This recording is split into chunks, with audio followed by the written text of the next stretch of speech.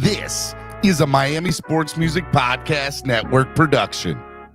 This is the #1 Miami fan morning show. Clock Blockers, let's go. I know the whole city rising. A little early, it's a bit surprising. Business moves, now we enterprising. Switch it up, now we improvising. Go to get in the winter column. Whole squad been trained to go. Phins for life, we throw the foe. Singing this just to welcome bro. What's up, ladies and gentlemen? Hey, good morning. What is up? Super excited to be hanging out with y'all today on this Throwback Thursday. I am your host, Stephen D. Super excited to be hanging out with y'all. It is March the 9th, 2023, and this is Clock Blockers, the #1 Miami fan morning show. Super excited to be hanging out with y'all this morning. Want to say good morning to my family with a PH and my Finlaws all across the globe. Super excited to be hanging out with y'all today. I hope y'all are enjoying everything and enjoying the world. It's another beautiful day in this land that we call Dolphins Twitter, Dolphins YouTube, Dolphins, just the world of the Dolphins. Shout out to the Dolphins. Okay. All right. I am Stephen D. You can follow me at Stephen D. SKPL. Spread kindness, positivity, and love. Make sure you follow me on Twitter because I love hanging out with y'all on Twitter. It's always fun. Okay. Make sure you follow Miami Sports Music everywhere at Miami Sports Music, except on Twitter, where we are at MIA Sports Music. Want to remind you all to hit that like button. Give us the thumbs up. It's free. It doesn't cost anything to hit that thumbs up. So on your way in this morning, make sure you hit that thumbs up and subscribe to the channel. Are you subscribed? You better be subscribed to the channel. Seriously, make sure y'all do that. It's a big deal. If you're not subscribed already, what are you waiting for? All right. Hey, if you want to sign up and become a member of the channel, become part of the family, make sure y'all do that today. There are plenty of seats waiting for you. I'd love to get 2 new members to the channel this morning. As a matter of fact, I'm dropping the link in the chat right now. It's also, if you're watching this after the fact, it's in the description below. It says membership, just like that. Membership, join this channel, get access to perks. There's 3 different tiers. Whatever tier, just become part of the family. We'd love for you to sign up. It helps the channel grow. Want to remind you guys, too, if you want to help the channel grow by donating, there's lots of different ways you can do it. You can use the YouTube Live Super Chat, which is the $ below the bottom of the chat. It's in that that box. It's got a $ in there. If you're rewatching us and you're not watching us live, you can use the YouTube Super Thanks, which is the heart sign with the $ in the middle of the heart. It's right below the screen if you're rewatching us later on today. If you don't want to do it through YouTube, you can use Cashapp, which is $ MSMpodcastNetwork, or PayPal. Okay, you guys can use either one of those. They're both MSM Podcast Network. You can use the QR codes that you just saw right on your screen. I do want to remind you guys, March Madness is right around the corner.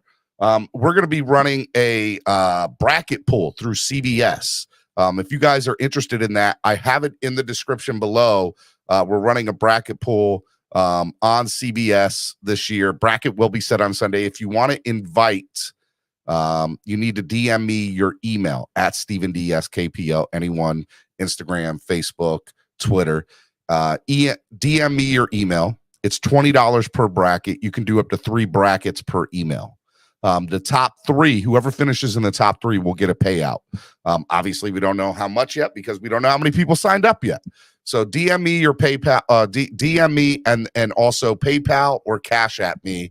I also take Zelle too. So if you DM me and you want to do Zelle, just let me know and I'll personally send you my Zelle for the business Zelle. So make sure you all do that. I want to get a whole bunch of people into the bracket pool this year. It'll be fun to keep up with throughout the tournament and see whose bracket is doing better than anybody else's. So make sure you all do that. Fill out a bracket pool today and make sure you DM me. It's going to be awesome. DJ Sick Turtle says he takes all forms of payment. What's up, Sick Turtle? What's up, buddy? It missed you. How you been? Good to see you, buddy. All right. Want to give a big shout out to the sponsors of the show, ZSM Sports, the #1 place to get your cars, jerseys, balls, and hard-to-find items, specializing in sports memorabilia, ZSM Sports. Hangry Owls, good food, good mood. Make sure you guys go visit Hangry Owls in Pembroke Pines. Why is that? Because I mean, let me tell you that the subs there are absolutely ridiculous, and so are the desserts. So make sure you guys go check out Hangry Owls at 305-279-5332. Vasasor in Wynwood, Miami, Florida. Make sure you guys go check them out. Born and raised, a beer created for the fans by the fans, the official beer of Clock Blockers. We love some Born and Raised. We love Vasasor. Make sure you guys go check them out today. You guys need tickets to anything? A great place to sit.com. Why is a great place to sit.com the place to go? Because the price you see is the price you get. If you give them a call at 954-989-7979, the phone number and the link is in the description below. You use the code word DWA and you call them, you get 5% off on your tickets. But there's no processing fee. There's no ticket service fees. The price you see on there is the price you get, which is absolutely great. And last but not least, Tail Greeter. Download the app today on your current Crapple or Android device, whatever it is that you use. The best tailgates all across the country. Tail Greeter. Make sure you guys check them out. All right. How y'all doing this morning? What's up? It's Thursday. Super excited to be hanging out with you. And you know what that means? That means I have a co-host today. So let me bring him on. My brother from another mother. He's a Jordan fan, but I don't blame him for it. LeBron all day. Ladies and gentlemen, Cameron 954. What's up, baby? Good morning. Good morning, Steve. Does your thing say Paul Gasol's better Laker than LeBron? Really? Say that out loud. Say it again. Biggest hater I know. What's up, man? How are you doing this morning? But am I wrong? No, you are dead wrong. I mean, you've never been more wrong about anything in your life. Okay. How many? We won't get into it. We can spend all day. I'm good, man. How are you? I'm doing great, man. A lot of stuff to get to this morning. We could talk about a lot of different things, and we're going to touch on a few different things. But let's get right into it, man. Baseball season is here. Spring training has started. The World Baseball Classic has started. I was up last night watching the Netherlands play. I was up this morning watching Japan and China. Japan's tough. Ooh. Japan looks so good, man. They're so good. So, I mean, just first of all, there's a lot of stuff to kind of get into. We could separate it, but we'll start with the World Baseball Classic. Excited, right? All the best names in the world. It's so exciting, and it just, you know what it does? It puts a shot of energy into the spring before the season starts, the regular season. I think it's awesome for the fans. You know, it's polarizing for the countries in a good way.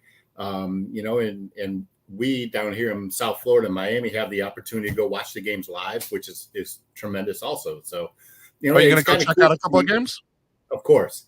And it's kind of cool to see these teams and how they're put together. Just looking at the Team USA team, like the JT Realmuto's batting and Trey Turner batting 7th and 8th on this team, which is crazy. I know. Absolutely. And then insane. seeing Venezuela, the team they're throwing out there, and the Netherlands, their infield could be World Series. They got Didi Gregorius, who's never played first base in his life, playing first base for them. It's awesome. And Didi's a player, man. He is, man. He's so good. No, I was watching the games. Right now, Italy and Cuba are currently tied at 2 in the top of the 9th. And earlier this morning, Japan played China. By the way, the atmosphere of that game in Japan was insane. Noob with his $5 donation says, no baseball talk. Cam is the last person that should be allowed to talk baseball. On Marlins fan, fly the W. I knew Noob was going to get on me for this hat today, and I wore it. I wore it specifically for him. No, you know, and by the way, the last thing I want to say about the World Baseball Classic before we get into spring training, because there's a lot to get into there. As you're showing the Chicago Cubs. It's really great that the World Baseball Classic obviously is every 4 years. The last time they played it was in 2013. But to be able to get all the best players in the world, including Major League Baseball's all-stars. I mean, come on. Shohei Ohtani is playing for Japan. Mike Trout is in here.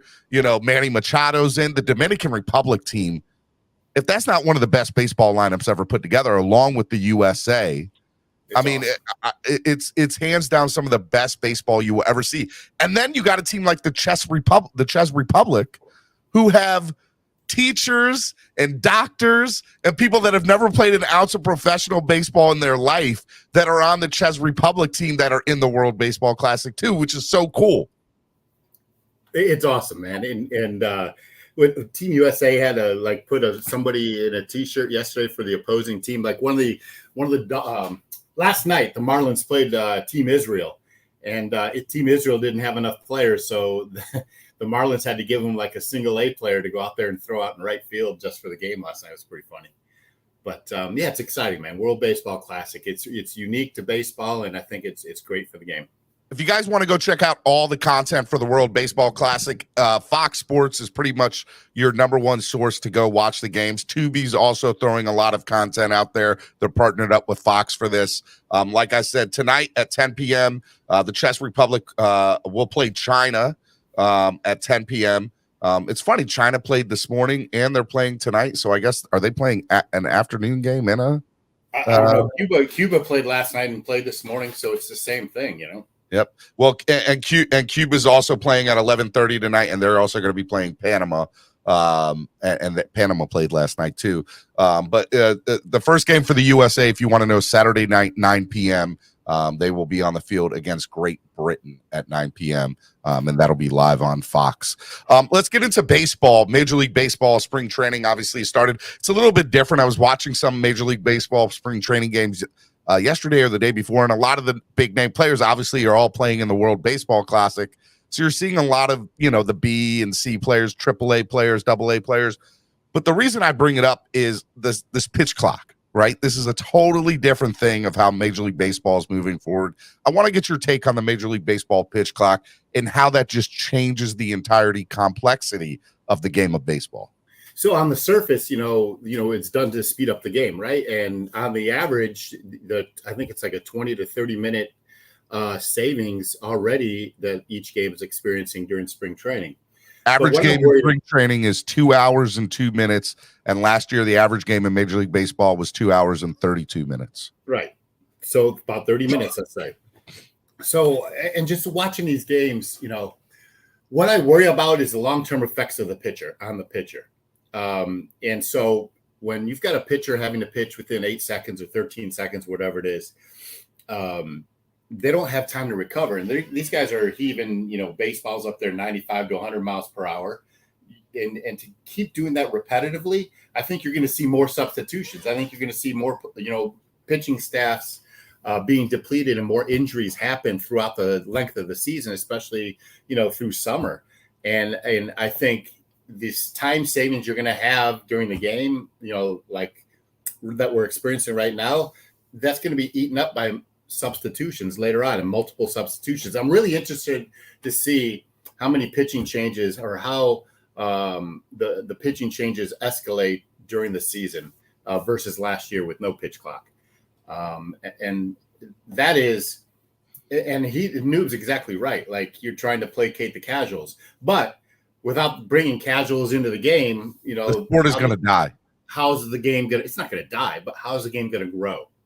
Right. And so, and it's just not baseball. And I could go off, with a lot of tangible evidence to support this from a marketing and sales standpoint, but trying to capture Generation Z, not even the millennials, they're past it, but capturing Generation Z and their spending dollar and their interest, because you want to grow them into the next generation of baseball fans that are going to have kids in 8 to 10 years, 12 years, and they're going to bring their kids to the ball game. So how do you capture their interest? And so speeding up the game is one of those things that Major League Baseball is trying to do to capture the interest of the casuals, as Noob says. It's kind of funny, there was a lot of hype for the very first baseball classic. And, it's funny, Noob just kind of touched on it in the chat. It's tough to kind of get the younger generation. Now, my daughter, who's 7 years old, wants to play baseball. She was watching with me before school started, China and Japan, and we're watching and we're learning. And it was great baseball. And the atmosphere there was, oh, my God, it was unreal. How is it that some of these players who have to play these big games, for the World Baseball Classic, who normally would be just getting their arms warmed up and only playing 4 innings or 5 innings, and now they're going to be playing 9-inning games. The longer we get into the tournament and the deeper we get into the tournament, what is that going to be like for the players, for their Major League Baseball teams as they move forward into the season? Is that going to play an effect on anything for Not them? at all. I mean, in fact, it'll probably sharpen them up a little bit faster than they would normal spring training, because they're more in a game atmosphere than they would be in spring training games. They're on the same pitch counts. They're very careful for the pitchers not to go over those pitch counts, and they get the amount of rest and work that they normally would during the spring training regimen. So I don't think it's detrimental to that point. All right. Well, look, I'm really excited about Major League Baseball. You guys got to go check it out. There's going to be a lot of games played in Miami, so that'll be fun there.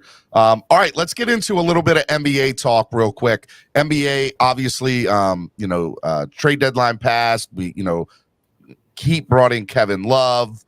The Heat played a great game last night, lose 104-100 to the Cleveland Cavaliers. Solo D was at the game last night. DJ Breezy was at. There was a lot of people that were at the game last night.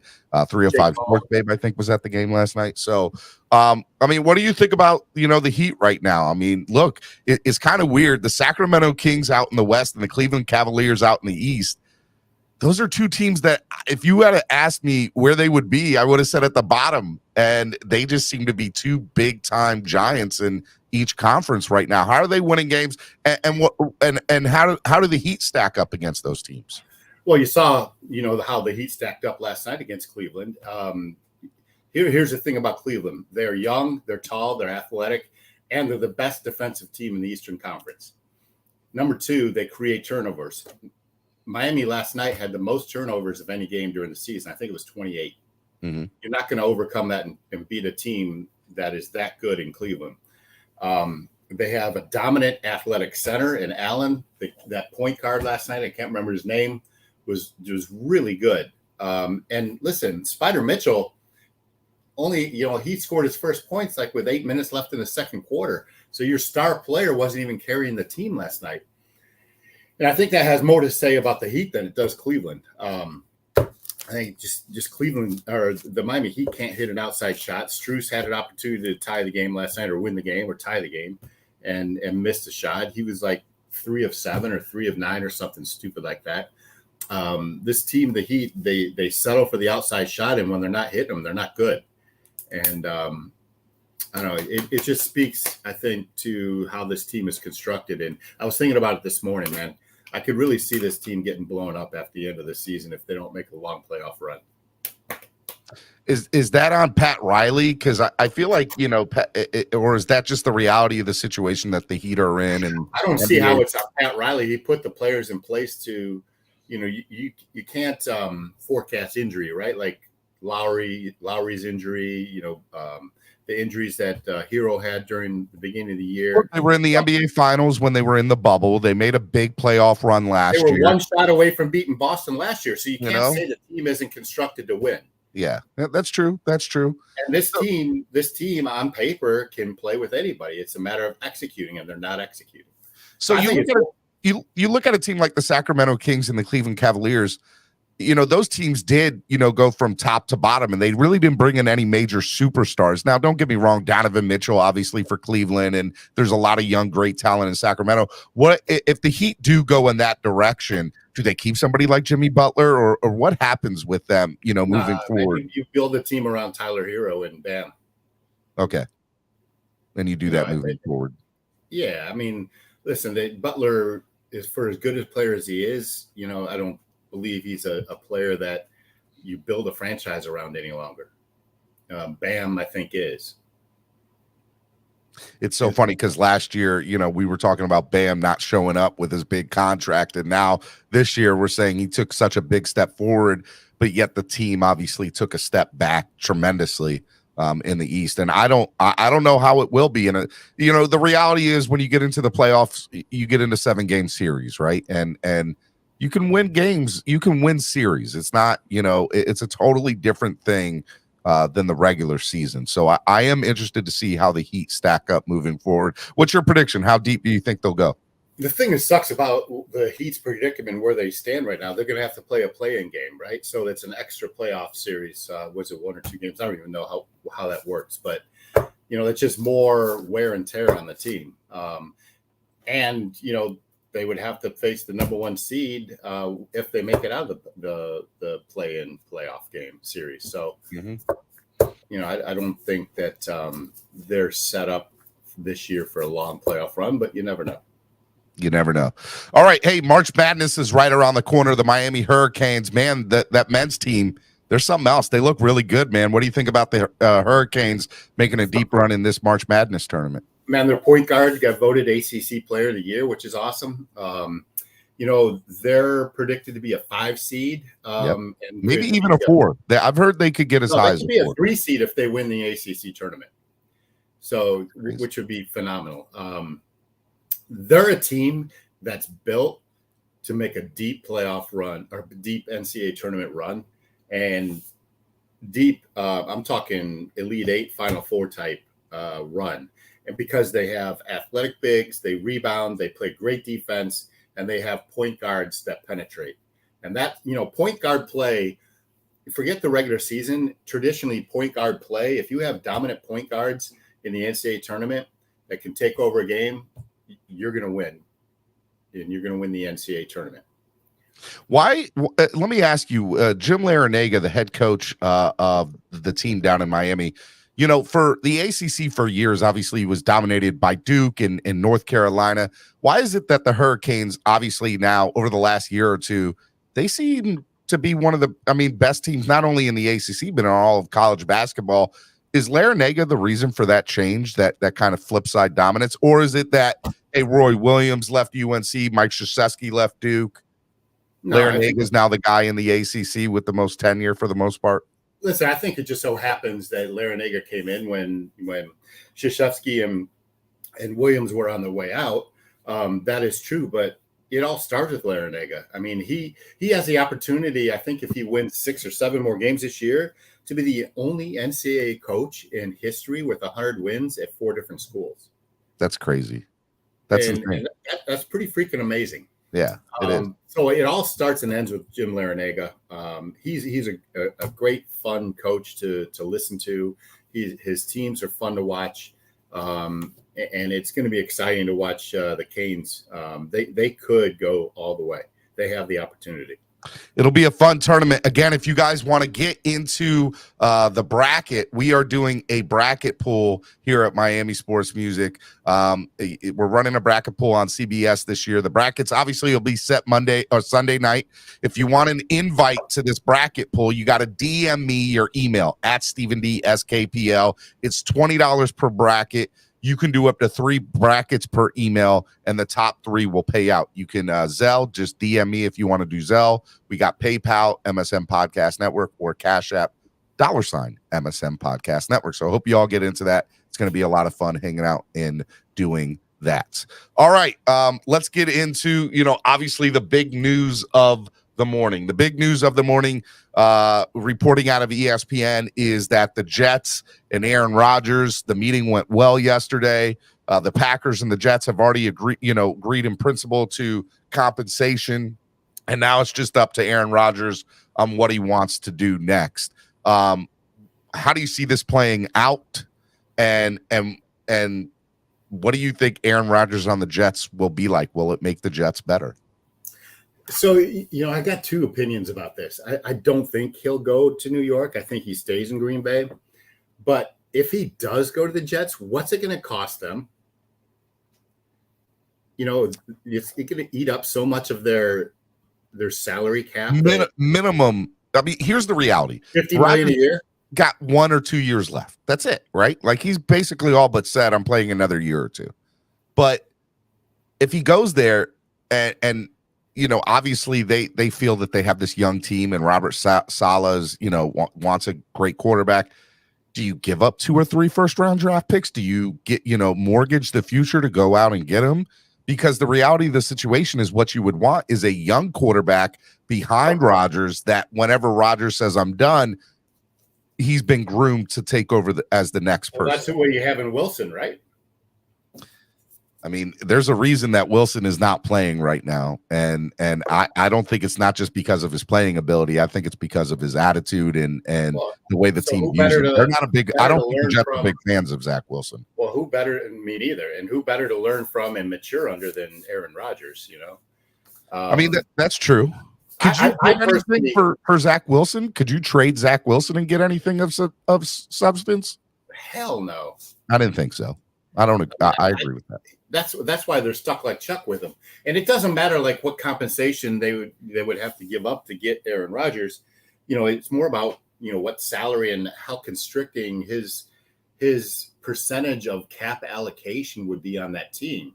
They have holes in their offensive line. They have holes in their linebackers. They got to shore up some opportunities along the defensive line too with some free agents. So, if Aaron Rodgers goes there, is he better than? Does that make the Jets better than Miami or Buffalo? And that's the question. Do you think they do? I don't think so, but I mean, at least I don't think they're better than Buffalo. Well, let me put it that way.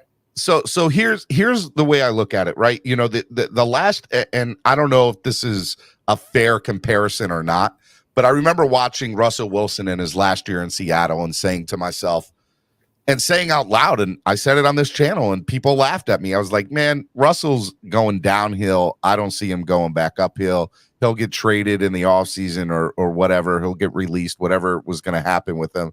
But I just saw the writing on the wall that he was not going to be that his career was going on the downhill. And obviously last year that kind of came to fruition. We saw what happened with the, Denver. And I think that, he didn't have a great year. And so his last 2 years have been less than mediocre. I think the Jets have to look at what Denver did, giving up the world for going after a guy like Russell. Now, is Rodgers better than Russell? Of course. Rodgers is still 2 years removed from an MVP, right? And so I look at it and I say to myself, I saw him last year. He didn't look great last year, but what is that? Is that because of a certain thing? He didn't have any wide receivers. He had it was a lot of injuries. They were one of the top injured teams in the NFL last year. Does that play an effect? Is that fair for me to say about Rodgers? And I say to myself, if he goes to New York, yeah, there's a lot of young guys. Yes, that's a young team. Yes, I like Robert Saleh as a head coach. I think he's the best head coach. Well, it's not even about Robert Saleh, right? Nathaniel Hackett is the offensive coordinator. Exactly. And you saw what he just went through with Russell Wilson, right? So yeah, but he was with Rodgers in Green Bay for all those years where they were really good. Yep. So that's the reason why I think the Jets are, maybe the best fit for him right now.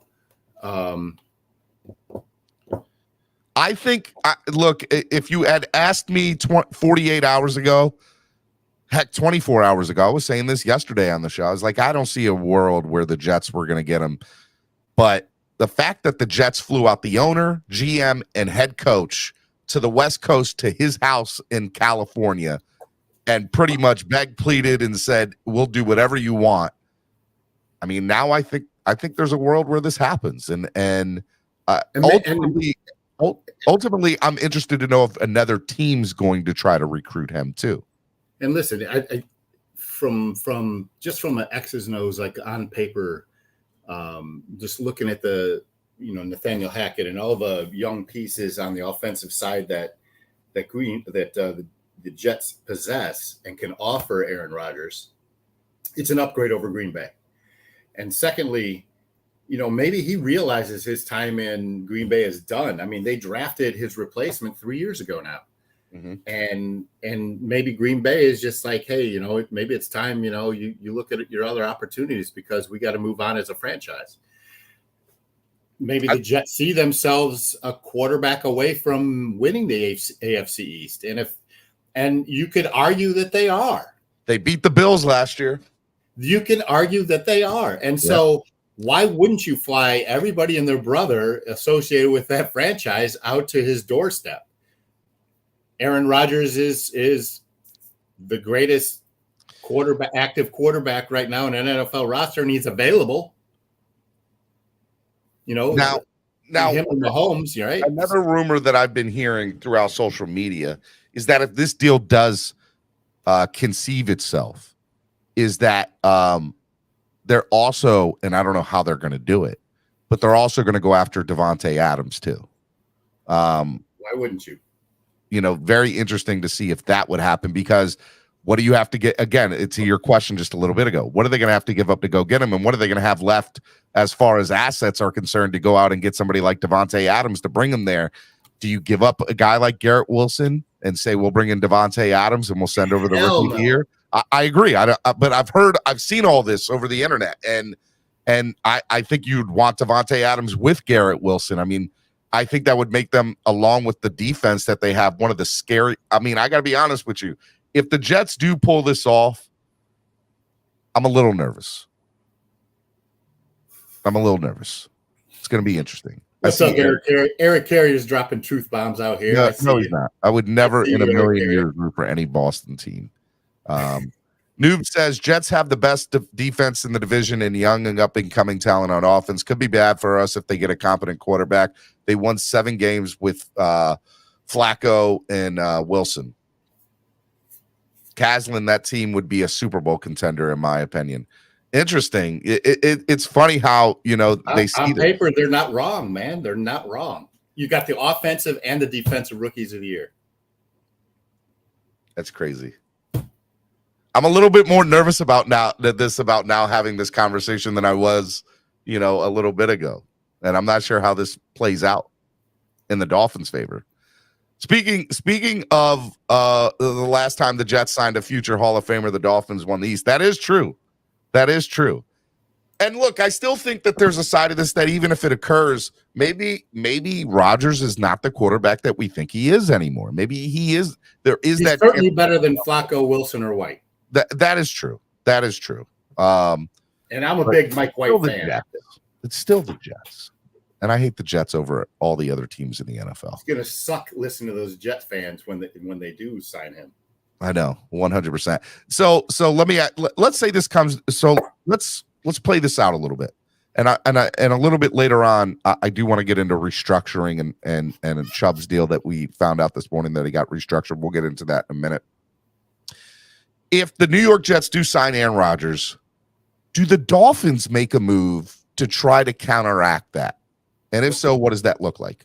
No, you got to stick to their plan, Steven. Like, counteract what? Like, were they going to go out and sign an aging quarterback? No. Like, do they go out? I mean, does the front office get together and say, all right, we see what the Bills are. We know what the Bills are. They're tough. Now the Jets are in here. Do we need to go out and go get? I'm going to throw it out there. Do they need to go get Lamar to give themselves a shot? You're shaking your head no. This is how shit starts. Like, the house of cards goes up in a flame. You got to stick to the plan. Right? Here's the reality of the situation. If this goes down, Dolphins Twitter and Dolphins fans are going to lose their mind. They're going to be like, well, no way we can win it now. I'm just telling you, I see that happening. I see Dolphins fans losing their mind if this trade only goes feeble, spineless Dolphin fans would say such a fucking thing. That really pisses me off. That you even said something like that. Look, no, I'm playing out. You stick to your plan. I don't believe it. I'm just telling you. Stick to your plan. What will happen. You stick to your plan. You went out and signed the best wide receiver last year. Do you see any other, AFC East making a counter move because we signed Tyreek Hill? No, that's preposterous, right? Like you stick to your plan. And so the plan is, and Eric Carey is right. Right. And the swear jar never applies to me because I don't get paid anyway to be up here. So my point is that you stick to your plan. They go out and sign, Poyer, who I would love. And please do not sign Tremaine Edwards because that guy is not good. I want Poyer. You want Poyer and maybe this guy, what's his name? Long from, is it Detroit? No, Tampa Bay, the inside linebacker. No, not him. Gosh darn it, I had his name. I think it's David Long is his name. He's with Tennessee Titans. He's available. He's the type of player. You re-sign a Landon Roberts. You put Baker on the weak side. You sign Poyer. I'd take a stab at Jalen Ramsey if you're going to trade Xavier Howard, which I could absolutely see happening. You run it back with Cater. You've got, say you get Poyer and Jalen Rabson. You got Cater in the nickel. Like, come on. So we do these things. Maybe we're going to make a couple of signings like that, right? Rodgers goes to the Jets. I know it's early, but we're a morning show. Let's talk about it. Where do you see next year ending up? As far as AFC East is concerned, 1, 2, 3, 4. Man, it's like I can't even give you a guesstimate right now because there's so much going to change. These rosters are going to change so much between now and the end of the draft. No, now in camp. Yeah, that's true. You gotta remember this Byron Jones deal, getting rid of him. They don't get that money until after June 13th or June 1st, something like that. So many of your free agents that, your top tier free agents that you could use that money towards are going to be gone anyway.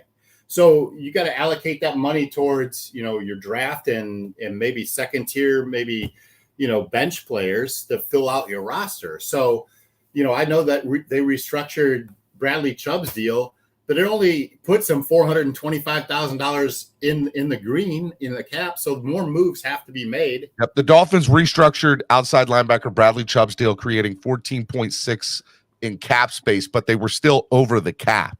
So, they still got to do a lot more restructuring. One of the things I wanted to talk about. They're $425,000 under the cap now, which isn't shit. Like they can't even, I understand. Find an athletic trainer. So Greer is going to be Greer and Brandon Shore of the Miami Dolphins in the front office. Obviously, are going to be very busy with restructuring. Who are some other names in the Dolphins that you see getting restructured over the next, 10 days? I couldn't even answer that question because there's so much they could do. I think a priority is to make a decision on what you're going to do with Christian Wilkins, because we spoke about this last week or the week before. He is probably your most valuable trade commodity. Mm-hmm. You have a player in Zach Seiler who, isn't that much, below Wilkins in terms of output. Or do you extend Wilkins and build your defense around him? You have Bradley Chubb, you've got Jalen Phillips, you've got a formidable, defensive line. I'm always of the opinion you don't take away talent when you have the opportunity to keep them long term. But you got to recognize that Christian Wilkins is your best trade chip if you want to get back into the first round this year. If you value somebody enough to get into the first round with somebody.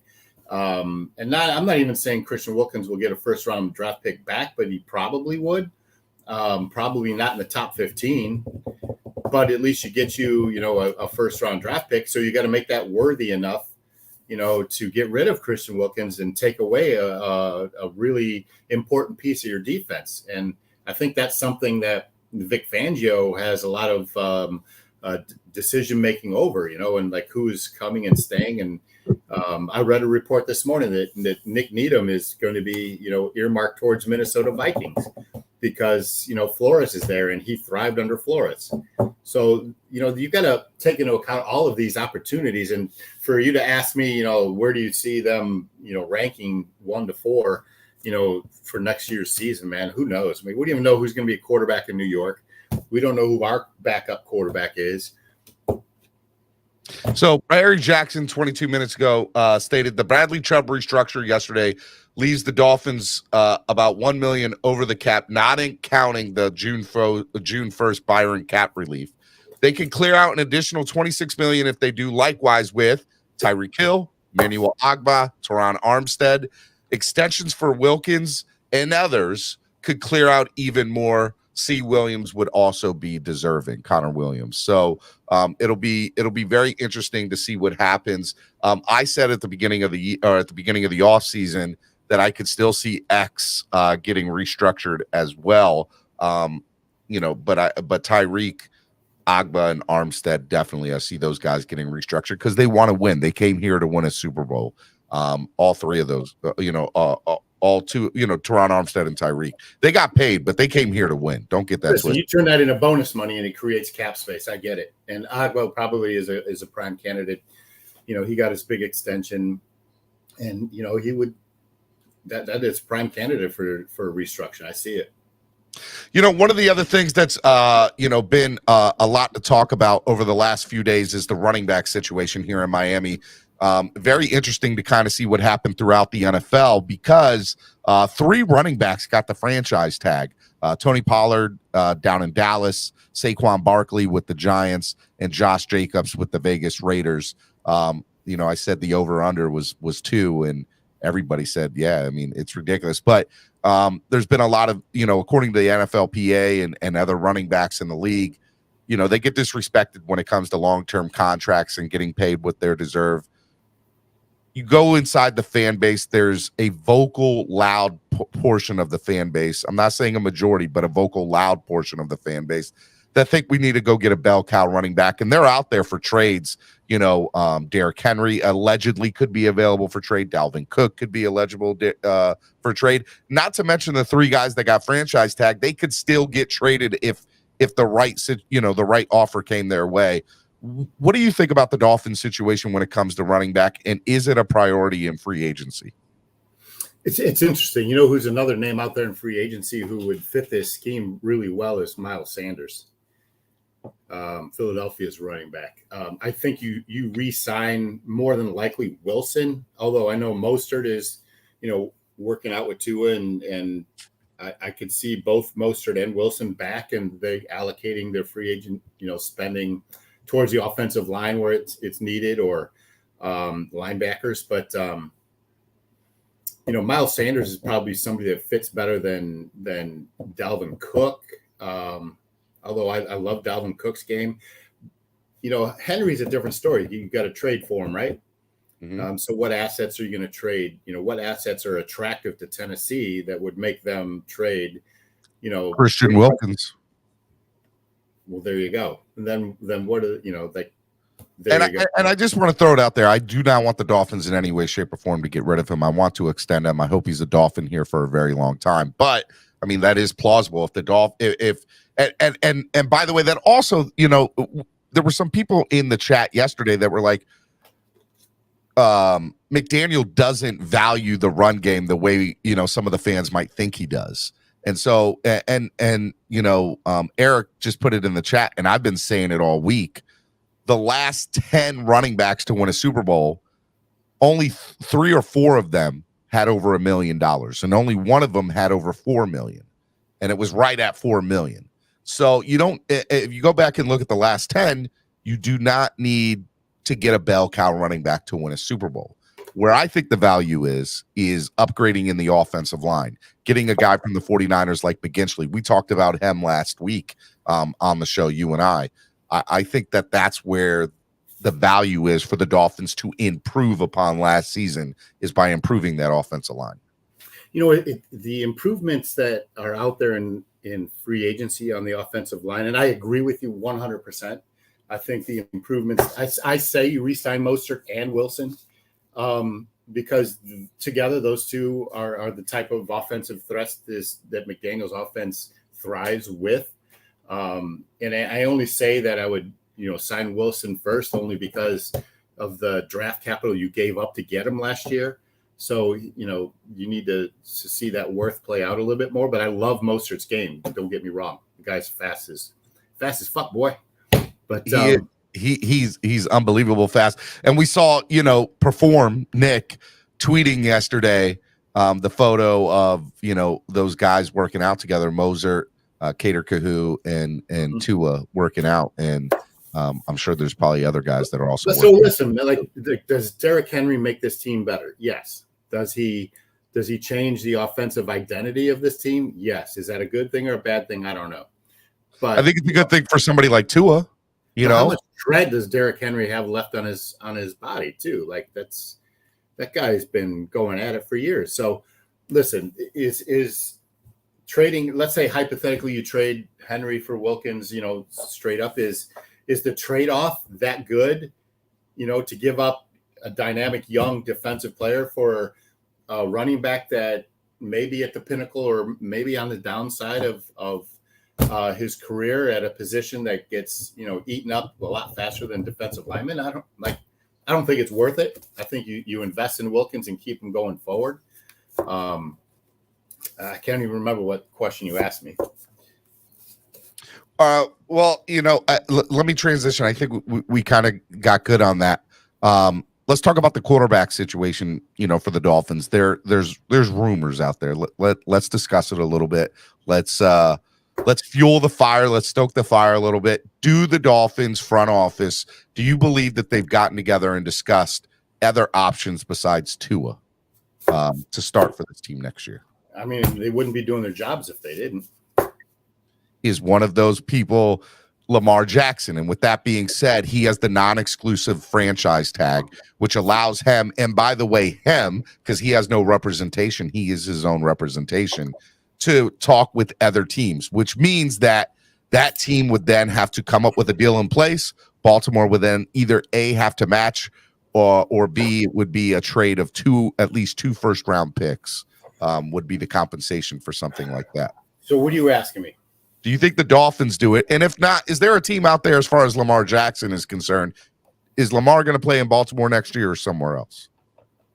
I think it sets a bad standard. Listen, that you just opened up a big can of worms because of what is going on with Lamar Jackson and collusion, which it's evident that that's happening, and it's bullshit. The guy's.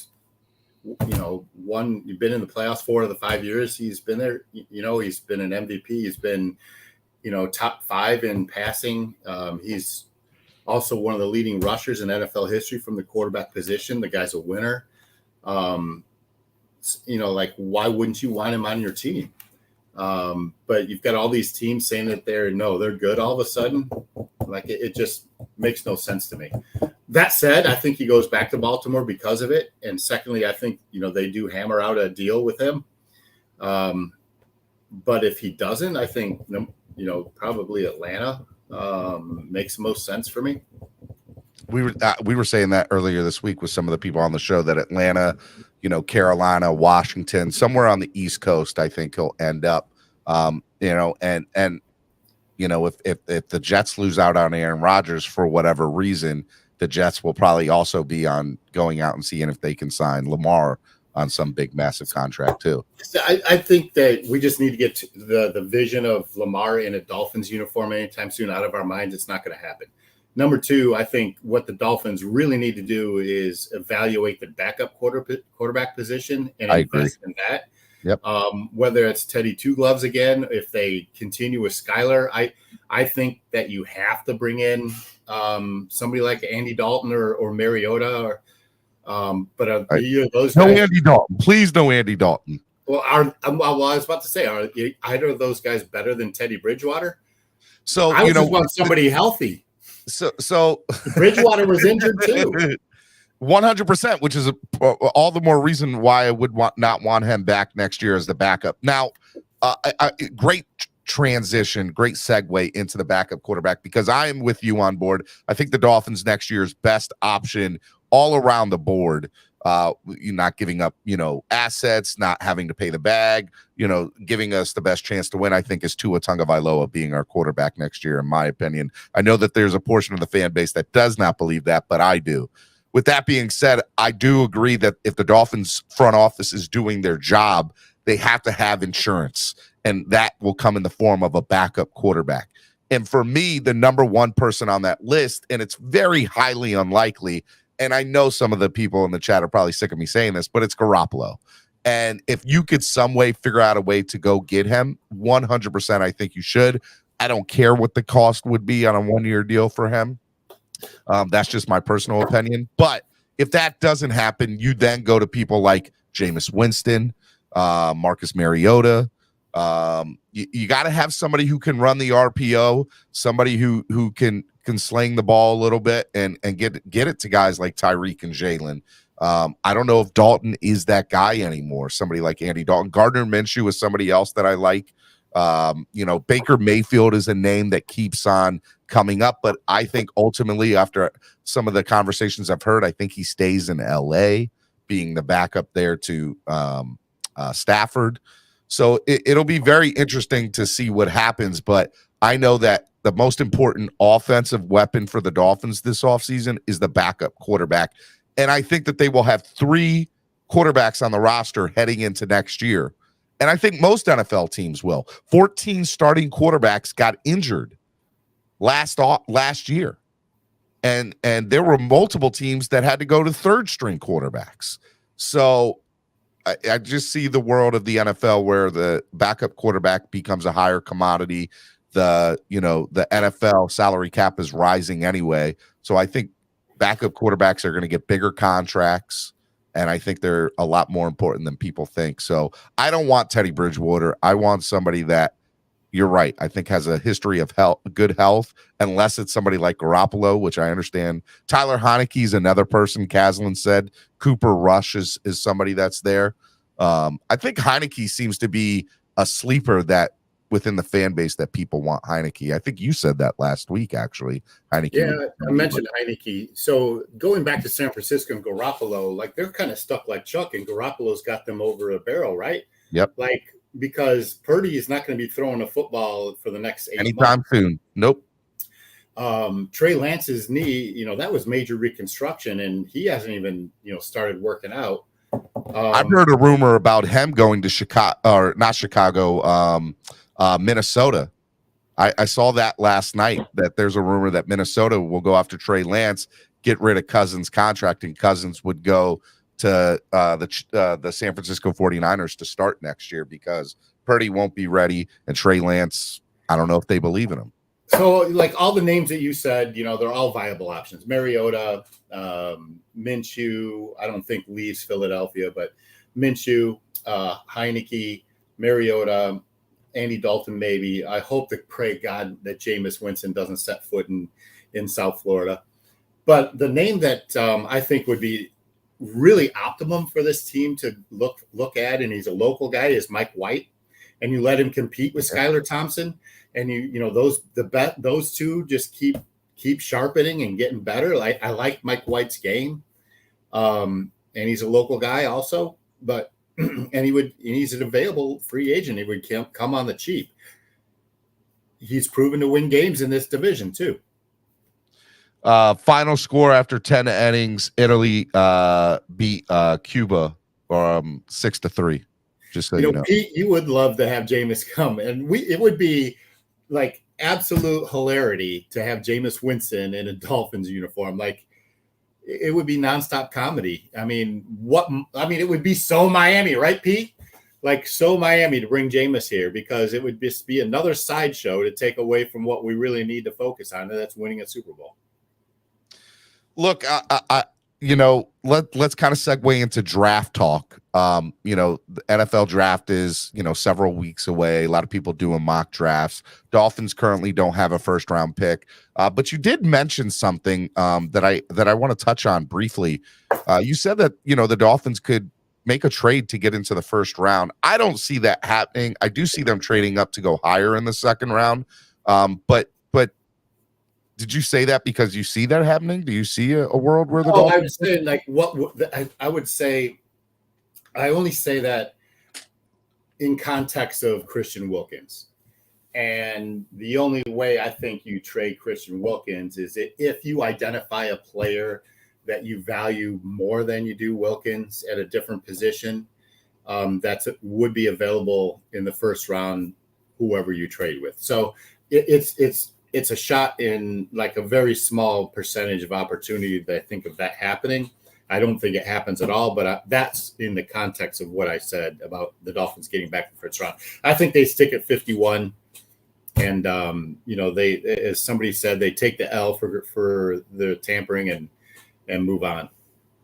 Tom Pelosi wrote, just tweeting a little bit ago, the NFL reminded clubs in a memo Wednesday that next week's 2-day negotiating period only applies to unrestricted free agents. So the 6 franchise tag players, including Lamar Jackson, no contact is allowed with other clubs till next Wednesday, March 15th. Just want to throw that out there. I thought that was, of note. Do you think anybody pays attention to that? No, but, the Dolphins get caught doing stupid stuff. So hopefully the Dolphins took note to that and won't do anything stupid, because we know they have 2 eyes on them all the time. Let's get into back to the draft. Where do you see the second and third round? And is it defense? Is Vic Fangio have priority in this draft over McDaniel on offense? I think I said that a couple of weeks ago. I think the priorities are 1, offensive line, and 2, anything in the defense, linebacker, secondary, with those 2 positions being priorities behind the offensive line. But it's all about who they identify at 51 as the best player available, fitting their needs. It's not out of the question for, if they like somebody a lot that's high in that second round, for them to move up from 51 to 40 something and to try to go out and reach somebody, 10, 15 spots away. I could see them jumping up to go get somebody, early second round if they love somebody. But again, what would that trade look like? Who would that be? Do the Dolphins, you look at a lot of people's mock drafts, there is some chatter. There are 13 running backs that are graded third round or higher. Do you see a world where the Dolphins use a second or third round pick on a running back? If somebody falls to them that they really like at 51, I can see that, yes. And again, it depends on what they do. If they fill holes in free agency, then they can move towards the draft to fill other holes that they didn't fill. So, if they don't make a move on a running back, let's say they sign Mostert and Wilson, so that priority moves to offensive line and defensive secondary or linebacker at 51. If they don't sign either one of those guys, then it tells you everything you need to know about what their plans are at 51. What about tight end? Is that something that's addressed late in the draft? Ethan Carter was cut. He's a casualty cap. I thought, I'll be honest with you, I thought he was somebody that would have been on the roster. I know he was hurt last year, but I thought the Dolphins were high on him. Obviously, they weren't. They let him go. What happens with the tight end room? Gesicki's gone. Ethan Carter's gone. I don't know what the team and how they feel about Hunter Long. I know they like Tanner Connor, but he's young. Is he somebody that can do it? And obviously, Durham Smythe is still in the building. But Durham Smythe, as much as I like him, he hasn't put up the numbers we'd want him to. But that's because they haven't utilized the tight end to the way that they want to. And Gesicki also got some of the red zone threats. So now that with Gesicki being gone, what do the Dolphins do at tight end? Do they address it in the draft? Do they address it in free agency? They have to do something with the tight end. So there's some really good tight ends available both in the draft and in free agency. He was the backup tight end at Georgia who's going to be available in the draft, like rounds 3 through 5. That's 6'7", give or take, and he's a blocking machine. But he showed really great traits at the combine. Like, he tested really well, and I don't have his name off the top of my head. So they could address it this way. I know that I came on here like 3 weeks ago and said, listen, I wouldn't be surprised if Mike Gesicki is tendered, like, giving him a one of the franchise tags, because I don't see his market being, that great. As big as you think, getting the money that he thinks he's going to get. I don't know that he thinks he's going to get that money. I think, last year was a really bummer for him because he had 330 yards or something. He wasn't targeted, half as many times as he was before, but he wants and expects. He's basically a large wide receiver. So, he's not going to get paid like a top tight end. He's not going to get paid like Dalton Schultz. It'll be interesting. And you're right, Darnell Washington. That kid, you go look up his stats at the combine and his tape, because that kid was really strong. A lot of people say he's going to go second round, so it'll be interesting to see where that happens. And just so you know, to give you guys a little preview, tomorrow Jason Sarney will be on. We'll be talking a lot of draft coverage. We're going to get to a lot of players. We're going to talk a lot of salary cap. We're going to talk a lot of free agents with Jason Sarney tomorrow. And on Tuesday with Nando, we are going to be doing a mock draft. Cameron, I don't know if you are interested and want to get in on that, but we're going to be doing mock drafts on Tuesday on the show. I'd love to be a part of that. Yeah. All right. Well, we'll pencil you in, man. You with Nando, and probably try to get Jason Sarney in on that too. So Friday, tomorrow, a lot of draft talk with Jason. And then obviously Tuesday, we're going to be doing mock drafts. So that'll be a lot of fun too. All right. I know I only have you for about 10 more minutes, and then I'm going to start bringing people on and getting their take on stuff. Because I know you got to get out of here early today. Yeah. What is what is one person in free agency that you want the Dolphins to go get, and what is one position in the draft in that second or third round that you're like, the Dolphins, I don't care, they have to go out and get this person? Is there a name in the draft, or is there a name in free agency that you are just like, the Dolphins need to go get him, and I don't care what it takes to go get him? I think Poyer is my number one free agent target. He makes such a big difference. Adding him to this secondary would be amazing. Yeah, he was even on Good Morning Football the other day, and they were discussing it with him while he was at the combine, and he was like, "Man, I'd love to play in Miami." So he went on to say, like, "Listen, I've done all the right things at Buffalo. I love my teammates there, but now I'm in a position to provide for my family long term, and there's no other place." And he said that no other place I'd rather be than Miami if that were the case. Like, the dude came out and said he wants to sign with Miami. Like, that's crazy. And so I agree with him. I think you don't have Byron Jones. You could slide Cater Kahu into the slot, the nickel rather, and like that would be formidable if X is brought around. I mentioned David Long from Tennessee, the linebacker. The guy he's a pursue tackle guy that fits Fangio's defensive model very well. Those are my two free agents that I would look after. Jalen Ramsey's an interesting target in a trade possibility, so there's that as well. And I think the backup quarterback in free agency, I mentioned Mike White. I'd love to see Mike White given an opportunity down here. As far as the draft, go ahead. I'd love to see Mike White too. I think he'd be fun. Obviously we know his dad being friends with Dirty Sportswear. I would love to see Mike White come to Miami. I think that'd be a lot of fun for this show, because I think we'd have a big opportunity to get him on the show, and it'd be really fun. But for the draft, man, I've got to do more draft research, but I think it's best player available with offensive line, defensive, secondary, and linebacker is your three priorities. And that's assuming that they re-sign Wilson and Mostert. Hey, if the Dolphins don't do anything major at offensive line this offseason or in the draft in the high rounds, is that a fail? Do you think that that's a fail on the Dolphins if they do that? Do what? Is it a fail if the Dolphins do not address the offensive line with a big name free agent or a second or third round person on the O line? Is it a fail for them? It's a huge fail, because Jackson and Eichenberg have already shown they're not worthy of their draft status, and they're average at best.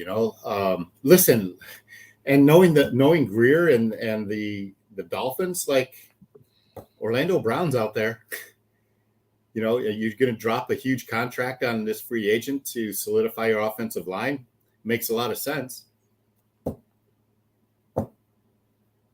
Sorry, I'm texting somebody. Yeah, look, I think at the end of the day, for me, the most important position for the Dolphins to address this offseason is offensive line. We were discussing it yesterday. There's been 9 offensive line coaches in the last 10 years for the Dolphins. There's been a revolving door of offensive linemen, offensive line coaches. How does this team execute the offense that McDaniel wants to run? And I think that, last year the weapons were there. I just think that there were some things on the offensive side. One of the things that I saw is that when Tua played, he averaged 6.5 yards per play when he was playing on offense, which was the highest in the NFL for a starting quarterback, with a minimum of, I think it was like a 1,000 snaps, I think, a minimum of 1,000 snaps, something like that. So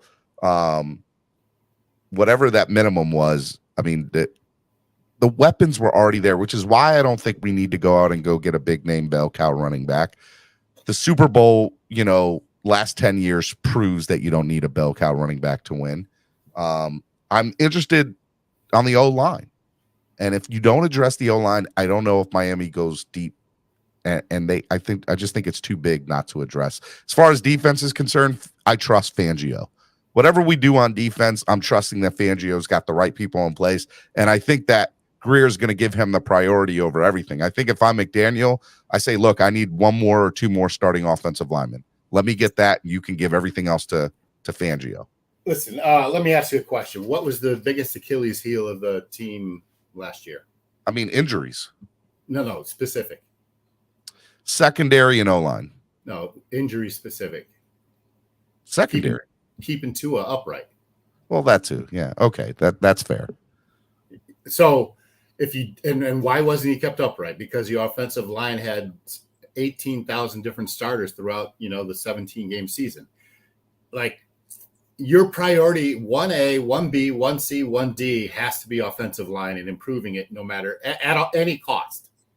And I don't care what it costs you. If you've come out and said that QB1 is Tua, and we're not going to budge off that and he's our man, then you have to do what's best for Tua and this team, and that's keeping them as safe as possible and investing in offensive line. And beyond that, anything else is gravy. 100%. All right, I know you only got a few more minutes. Is there anything you want to discuss or talk about when it comes to free agency or the Dolphins that we didn't really touch on so far this morning? No, man, listen, it is what it is. Like the Twitterverse and the blogs and all the YouTubers, and Tua is such a polarizing figure, and I get it. I understand. You just want him to, be healthy, and we all do. It's evident that when he's on the field and, that he's a good quarterback and good enough to, lead this team to win. So, I just wish people, true Dolphin fans would get behind him. He's here for another season, at the very least. And, either we ride or die with Tua or we're just stay fractured all year long. And it sucks to hear, people who are, denigrating the Miami Dolphins because of, who's at quarterback. And I just wish people would get behind the team, and regardless of who's at quarterback. So, it just sucks to hear some people really get personal with attacks. And I'm not talking specific to me or you or anybody else. I'm just saying in general. We've had this discussion on the show before, and we've talked about it within Wildin' Out Wednesday and the fan bases. And I know I've discussed it with other YouTube content creators. I don't know if there's ever, Tim Tebow, I think, is the one person that comes to mind when it comes to polarizing figures in the NFL, where a fan base was just completely at war with itself. And that was Denver, right? And, it's funny, Tua is probably right up there with it as far as a fan base just at war with each other that is very divisive, good, bad, or indifferent, right? I love Tua. I am a Tua guy. I think he is the person that, saying he's healthy, he could take us to a Super Bowl, Listen, and Lewis is, it's a legitimate question. How much longer do we have to stand behind Tua? And there's other factors than just production on the field, Lewis. And I think a lot has to do with, that he's still playing on a rookie, contract. And he's showing the ability to lead this offense under the, current salary that he has. So one more year, Lewis. I think, it's a true make or break year for Tua. If he falls on his face, literally falls on his face, or falls on the back of his head and can't play more than, 15, 16 games again this year, then you have your answer. Then it's time to move on. But hypothetically, if he plays 16, 17 games and this team wins 1, 2, 3 playoff games, it's a long-term contract with Tua. And there's a lot of the, fan base that's not going to like that, but it is what it is. And I would ultimately, that's what I want to see. The Dolphins invested a fifth overall pick, and he turned out to be the guy. I mean, every Dolphins fan should want that. That's what you should want as a fan of the team, is that it works out, because you spent a fifth overall pick on the guy and he turned out to be good. And so, I don't know what happened in the last few games of Tua where he dropped off. I'm going to say that it was due to concussion or being hurt or whatever. look, I mean, there was a reason McDaniels said you're off. Something is wrong, and was able to see that. So it'll be interesting to kind of see where it goes. Last thing I want to discuss real quick before you get out of here. As far as injuries are concerned, how do the Dolphins, just in general, not just Tua, secondary, everything, how do they decrease the injuries from last year? Because I'll say that aside from Tua leaving or getting hurt, the injuries to the rest of the team also wreaked havoc on this franchise last year. How do they stop that or decrease that this year? That's the golden question. And I was reading, what was the publication? Anyway, I was reading an article, a good article, a science-based article about how injuries aren't related to the team's training or strength and conditioning. It's just one of those things, like it just happens, right? You get the injury bug for whatever reason. Is it, there was no more or less injuries while Flores was here, right? And he was notorious for running harder practice. Yep. More strenuous practice. And you go back to the NFL ratings, the players' anonymous ratings, the Dolphins players themselves rated the facilities, their training staff, the strength and conditioning, facilities as A+.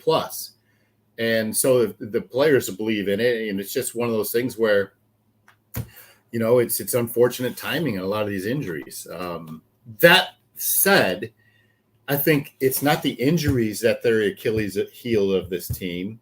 It's the amount of quality depth that this team does or does not have. And coaching up your players, your second and third string players, I think was a glaring issue with Mike McDaniel last year. You saw players come in, outside of Brandon Shell. I can't tell you, who stepped up to the plate. Cater Kahoo, Keon Crossing, those players stepped up, but holy Moses, Cater Kahoo was a diamond in the rough. Like you don't want to depend on an undrafted free agent to, play the majority of your games because your star, Byron Jones was hurt. So I think it's not the Achilles. The injuries aren't the Achilles heel. I think it's the quality of depth. Noob says roids. We give them all steroids. Hell yeah. I'm with it. There was no more exciting time in pro baseball than the steroid era. I'll fight all day to argue. 1998, best year ever. They interrupted live news for the at-bats of Sammy Sosa and Mark McGwire that season. Slam and Sam. All right, I'm going to get you out of here, and I'm going to get the fans on, man. Any final thing you want to say before you get out of here? I appreciate you hanging out with me as much as you could. Man, sorry I got to cut loose. I got a lot of stuff going today. My daughter's got her Junior Olympic swim tournament starts today. So wish her luck, everybody, in that. Good luck. It's really going to be exciting this weekend. Spread kindness, positively, and love, right, man? All day, baby. All day. All right, I appreciate you, Steven. I'll see you Tuesday. Tell your friends about the bracket, man. Let them know about the bracket. We'll do, man. On that. I'll see you Tuesday. Sounds good, buddy. Be good. All right. Bye.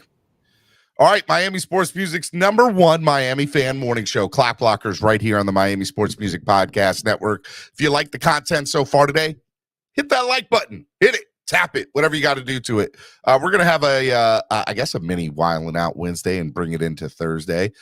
Because look, we touched on a lot of different subjects. And again, Miami Sports Music is a network that's made for the fans by a fan. So it's all about you today, the fans. And I want to hear from you. I know there's some people that like when a panel comes on and someone don't. But I do want to hear from you. I think at the end of the day, there's a lot of ways and moves the Dolphins can do in free agency and restructuring contracts, trading people. There's a small contingent of the fan base that would, love to see what we could get for Christian Wilkins. I want to keep him, right?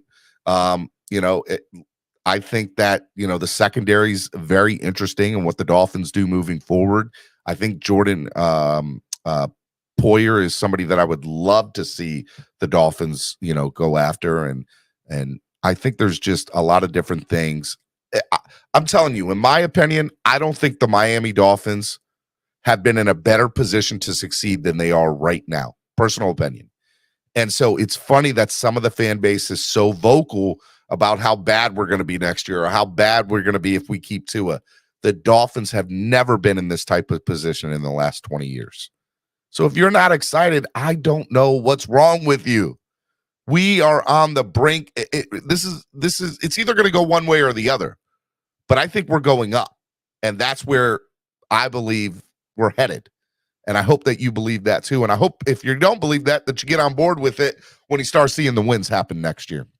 So it'll be interesting. Pete's take with his $5 donation said Tua should just click. Tua should click link and tell us Tua is him. All right, Pete. All right, I got a couple people in the back room. I have the link is pinned to the top of the chat. You're more than welcome to come on. I want to hear from all of you. I got first two people on, Todd and Rashad. Good morning, guys. Good morning. Good morning. Can you hear me? Yep, I'm getting feedback from somebody. I think it's Todd. I'm getting feedback. I'm hearing myself. I don't know. That's weird because I don't hear it. You have YouTube? You have YouTube on? No. All right, go out and come back in, Todd. All right.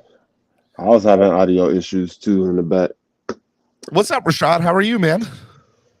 I'm surviving, man. I'm happy. Chris Greer doing Chris Greer things. Can't be upset about it. You know, big moves coming soon. You are somebody that within the fan base that obviously is a big supporter of Chris Greer. Look, is the fact of his talent evaluation enough to knock the guy? Is that better? Yeah, it's better. Do you think that Rashad? Do you think that he just gets a lot of hate because of a talent evaluation, or do you know why is there Why are people critical of Greer? Why? I think it's just the one draft, the draft that was supposed to shape our future. He failed. Well, with that first round, he failed. He's done good with late round picks. We give him a lot of slack for missing out on players, but he's turned 7th round picks to starters. He's turned undrafted free agents to key pieces, 5th round picks, all of that. Like, we forget about AVG, Myles Gaskins. Dieter got better. He started off real bad, but he got better. He does a decent job. It's just that one draft in the Eichenberg is where he struck out. And a lot of fans are. It's because what happened in that draft, realistically. The team we could have had versus what we ended up getting. We missed out on 2 quarterbacks, maybe 3 if Love comes to life. Justin Jefferson, Jonathan Taylor. You know, real quick, let me just interrupt. It's kind of funny that you say that because, you know, we go back through a lot of, you know, I know I've done this multiple times where I've gone back through prior drafts and I've seen who the Dolphins have picked and I see who's been picked before them. And I'm like, the Dolphins could have had that guy, man. They could have had that guy. But it comes to an area with a franchise where there's positions of need, right? You draft for positions of need in the first 2 rounds. And then when you get into the later rounds, it's best player available, right? But I believe that, you know, like, for example, I've had some people look at their, you know, mock drafts, and I've seen quarterbacks being drafted, and I've seen wide receivers being drafted in the high rounds. And I'm like, why would you draft a quarterback, and why would you draft a wide receiver with this team? Because if you like a young quarterback, you have that in Skylar Thompson. So there's no reason. You're not good enough to go into the first round and go get, you know, unless you were in love with somebody there to go do that.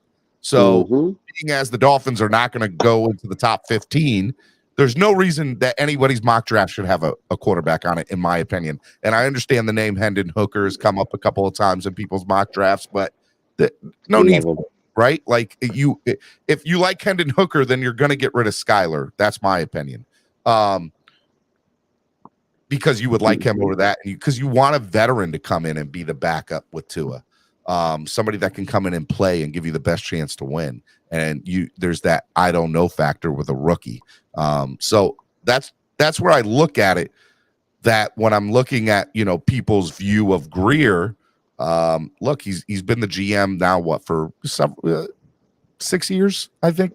6 years. 6, 5 years. maybe 7. Well, it depends on if you count next year. Might be 7. Yeah. If you count since we're in the off season.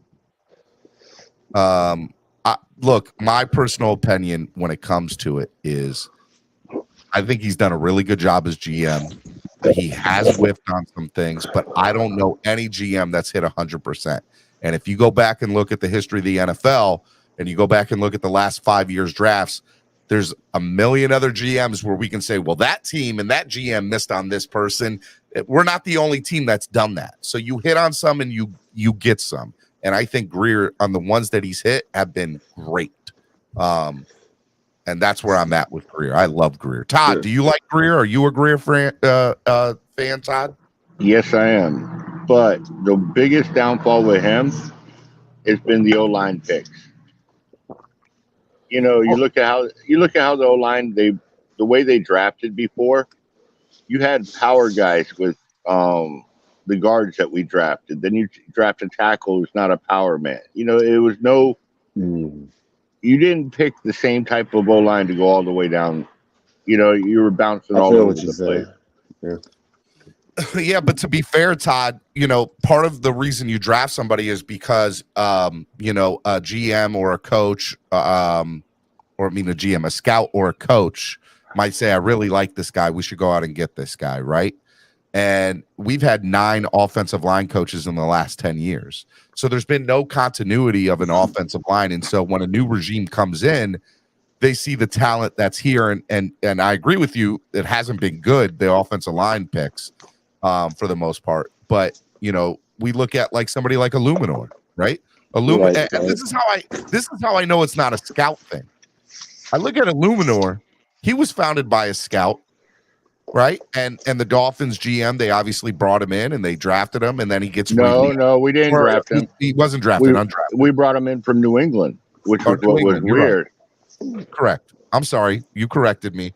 But he comes in, and at the end of the day, is a reason is he was scouted out from another team. The GM liked him, and then obviously the coaching staff didn't like him. We outright release him, and then he starts all those games with Vegas, and I'm like, it is a coaching issue. I don't believe it's a scouting issue.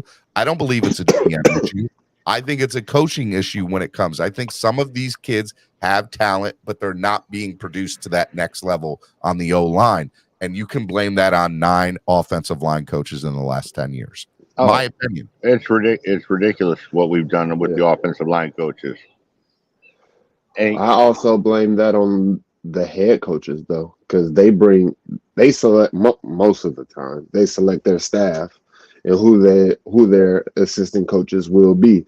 So if you're rotating offensive line coaches, and if you're bringing them in from college, or you're switching their positions that they've coached before and all of that stuff, like, do not bring a defensive line coach to come coach the offensive line, because you feel like, as a defender, you know what the offensive line does to stop the defensive line. So now I'm going to switch it up since you know how this works.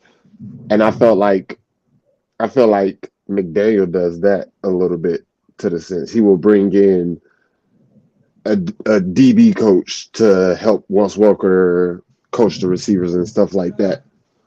Because hold on.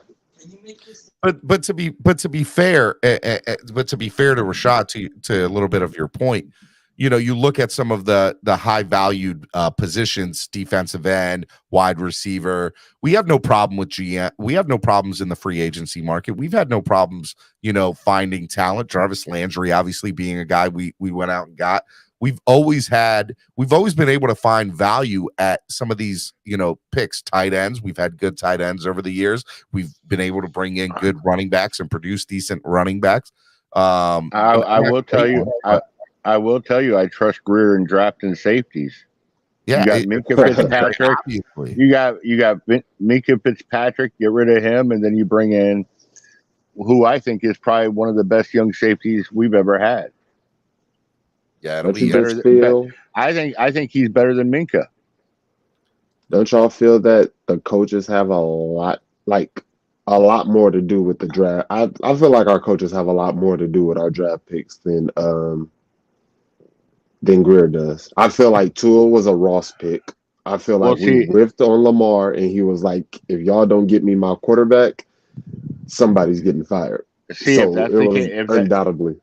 If that's the case, I want McDaniel picking our next, him and Butch Berry going and saying who we need at offensive line if we have to draft one.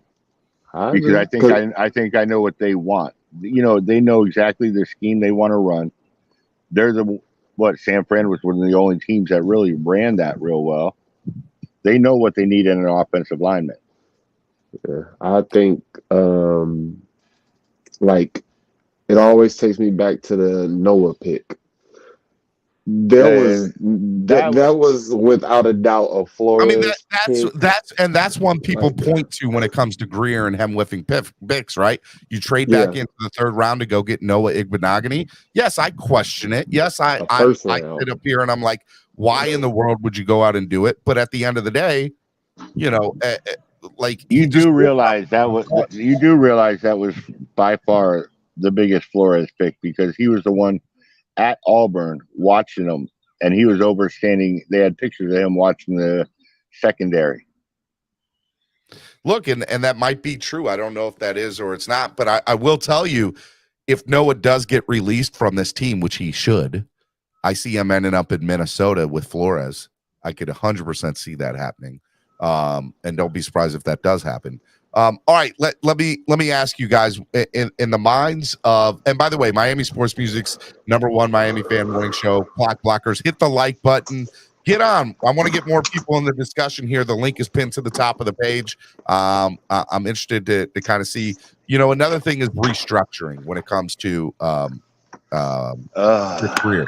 He did a great job in saving $14.6 million for Chubb this morning. And I don't think they're done. So it'll be interesting. Who else do you guys think will get restructured in the coming days? First off, Greer is a master at that. I got to give him mad props with what he does with the salary cap, the contracts, and you know him in that front office.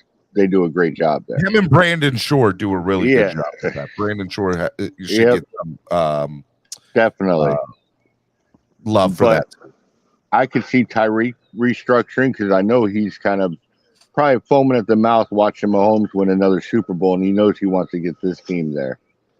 I got X and Agba, and both of them two right there. Well, no, I'd say all three of those will be and maybe even throw in Baker if he wants to stay, if he's not going to get outright let go or traded. He already did a restructure. He did a restructure for Chubb, and I think that's like he's sending a lot of cryptic tweets out. And I did see a rumor about cryptic tweets. Baker. Since the season ended, he's been like angry face and like just little stuff like emojis and stuff. And it feels like I think he also said, just because I tweet something doesn't mean it has anything to do with football. Yes. So he said that too. So just put that nugget out there, you know. Just because somebody tweets something on social media, that it's not always you know, has anything to do with the Dolphins or his football. You know, it could be, these guys are human beings just like anybody else too. But aside from all that, let me ask you, what do you guys think if Rodgers goes to the Jets? I'm interested to know what you guys think about that. Well, when was the last time old quarterback went to the Jets? It was Favre. It was Favre. And who won the division that year? The Dolphins. But, you know, hey, look, I like to agree that history repeats itself. Don't get that twisted. But, you know, and I hope that is the case. But the reality is, you know, Rodgers going to the Jets is going to make a lot of noise around the NFL. Do you think it puts them over the hump? Does it make them better than the Dolphins? If we do our job correct, well, honestly, if I'm being honest, I'm going to say yes. I think it makes them the best team in the division. But as a fan, if the Dolphins do it right in the offseason, we should be the best team. Our offense is legit. We're going into year 2 of the same offense. We were just number 6 in offense. We built the line. We commit to the run, we can easily be top 2, going neck and neck with the Chiefs. I think it The comes down defense to. is the problem. I think Their defense defense is like that. I think defenses are a wash though, because now we actually have a defensive coach who's going to bring in a very good system. Right. I agree. My biggest thing is when you're going up against the Jets, you're going to have to. All right. I know I've been on your show before and saying I don't want a veteran running back. I know this. I've said it, but I've said on other shows recently. You bring in a guy like Henry. How do you play 8 in the box and let Tyreek and Waddle go over the middle down the field, or do you drop the linebackers like other teams were and let Henry run? That's going to be the biggest thing. This is what I was saying to Cam this morning. If the Jets get this deal done with Rodgers, I think that the fan base is going to panic and say the Dolphins need to go out and get Derrick Henry, or the Dolphins need to go get Dalvin Cook, or the Dolphins need to go get some, you get offensive line. And I don't think that you need to do that in order to compete. Look, am I honest with? I think the Jets are the best. They have the most upside they've had, even going back to the Sanchez days when they went to 2 AFC championship games. I like Robert Saleh. I think he's a great head coach. He's great defensive minded. I think Sauce Gardner, the moment the Jets got Sauce Gardner in the draft last year, I knew that we were going to be in trouble in the secondary, or playing their secondary. And they're young and they're good on the defensive side. And Saleh is the same thing like McDaniel with us, right? But the reality is they didn't have a quarterback there, right? And they won 7 games last year, beating the Buffalo Bills, mind you, in those 7, with mediocre, less than mediocre talent at quarterback. What if Rodgers is better than anybody combined on that roster when it comes to quarterbacks? But I look at the team and there's still, and I think this is the fan in me, and I can be honest. I think there's just. The Jets will jet. They will figure out a way to screw this up like they always. Here's the problem with that. The Jets are going to have to pay a big amount of money for Rodgers.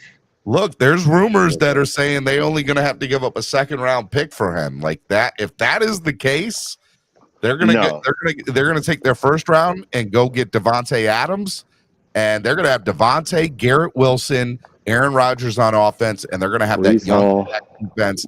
They're going No. I'm talking about $60 million. Appreciate it.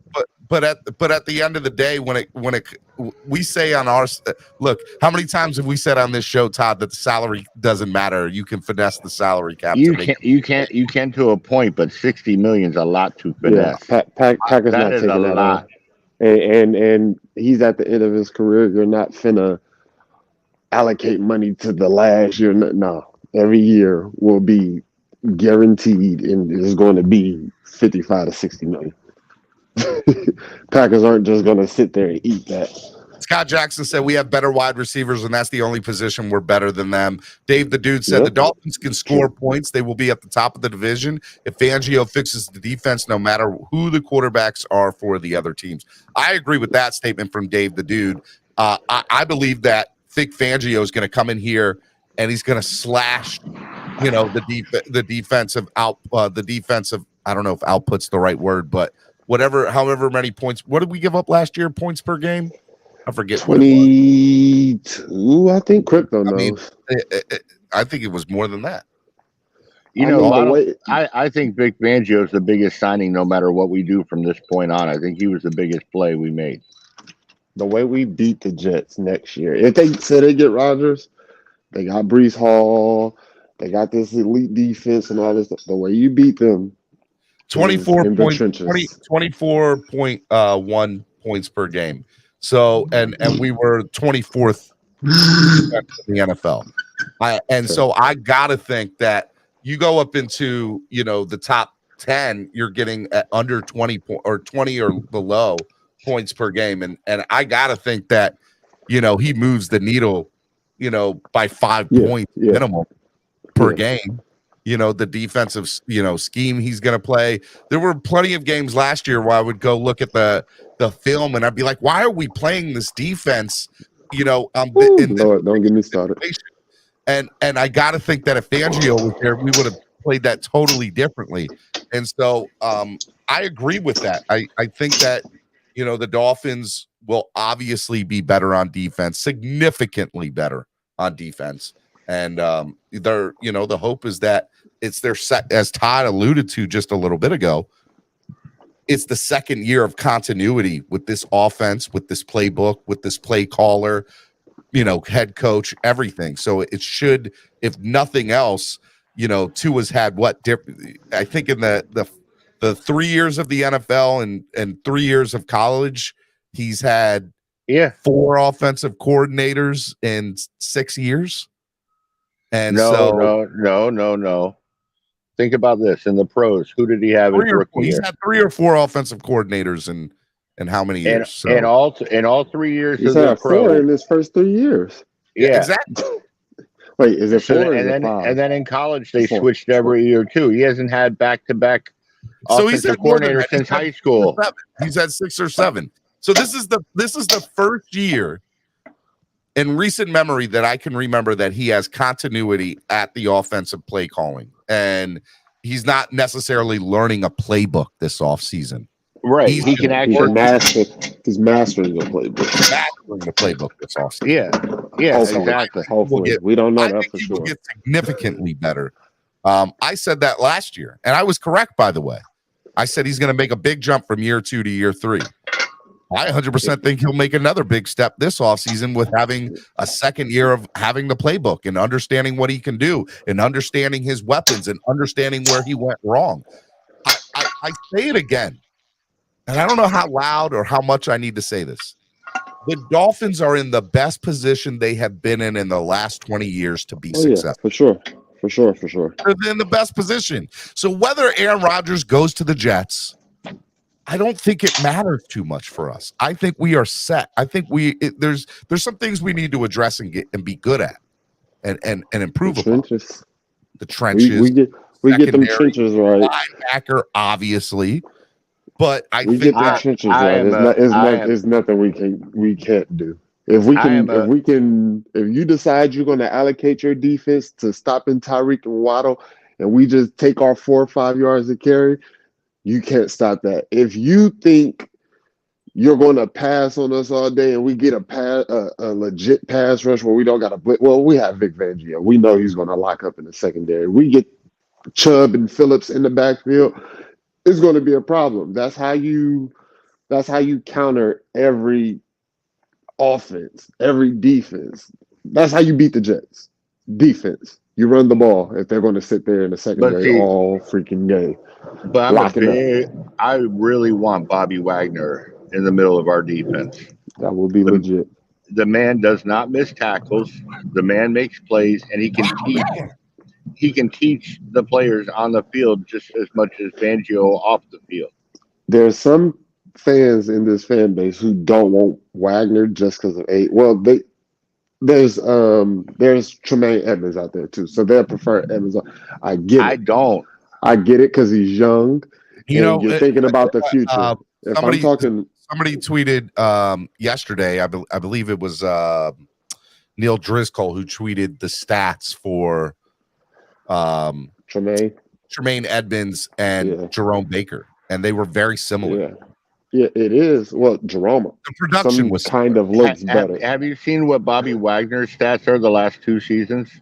That's the point right there. If we're talking win now, you want Wagner. If you're thinking about the future and now and all that stuff, you pick Edmonds. But if you want to win now, your best bet, you want somebody who's going to command the defense and all that stuff, you take Wagner. Who's going to step up, make everybody else's job easier? You take Wagner. Wagner has 320 tackles the last 2 seasons. Did you see what he did last year alone? Out of all the middle linebackers, did you see? It was like 140 tackles, 6 sacks, which blows every middle linebacker out the water, and 2 interceptions. Was it 2? It was 2 there. All right, Miami Sports Music's #1 Miami fan morning show, Clock Blockers, right here on the Miami Sports Music Podcast Network. Get in where you fit in. The link is in the description. Where's Pete? Excuse me, is at the top of the chat. I also just put it in the chat again. Get up here. I'm interested to know kind of where you guys, feel that the Dolphins are currently at.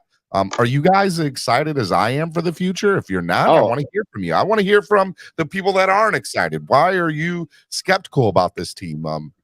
I want to hear from you. I don't care what position you are with when it comes to the Dolphins. I want to hear from you. So get on. Let's get more people up here. Hit the like button. Donate to the channel. Help the channel grow. If you guys want to ask a question, put it in the chat. I'll try to get your question answered.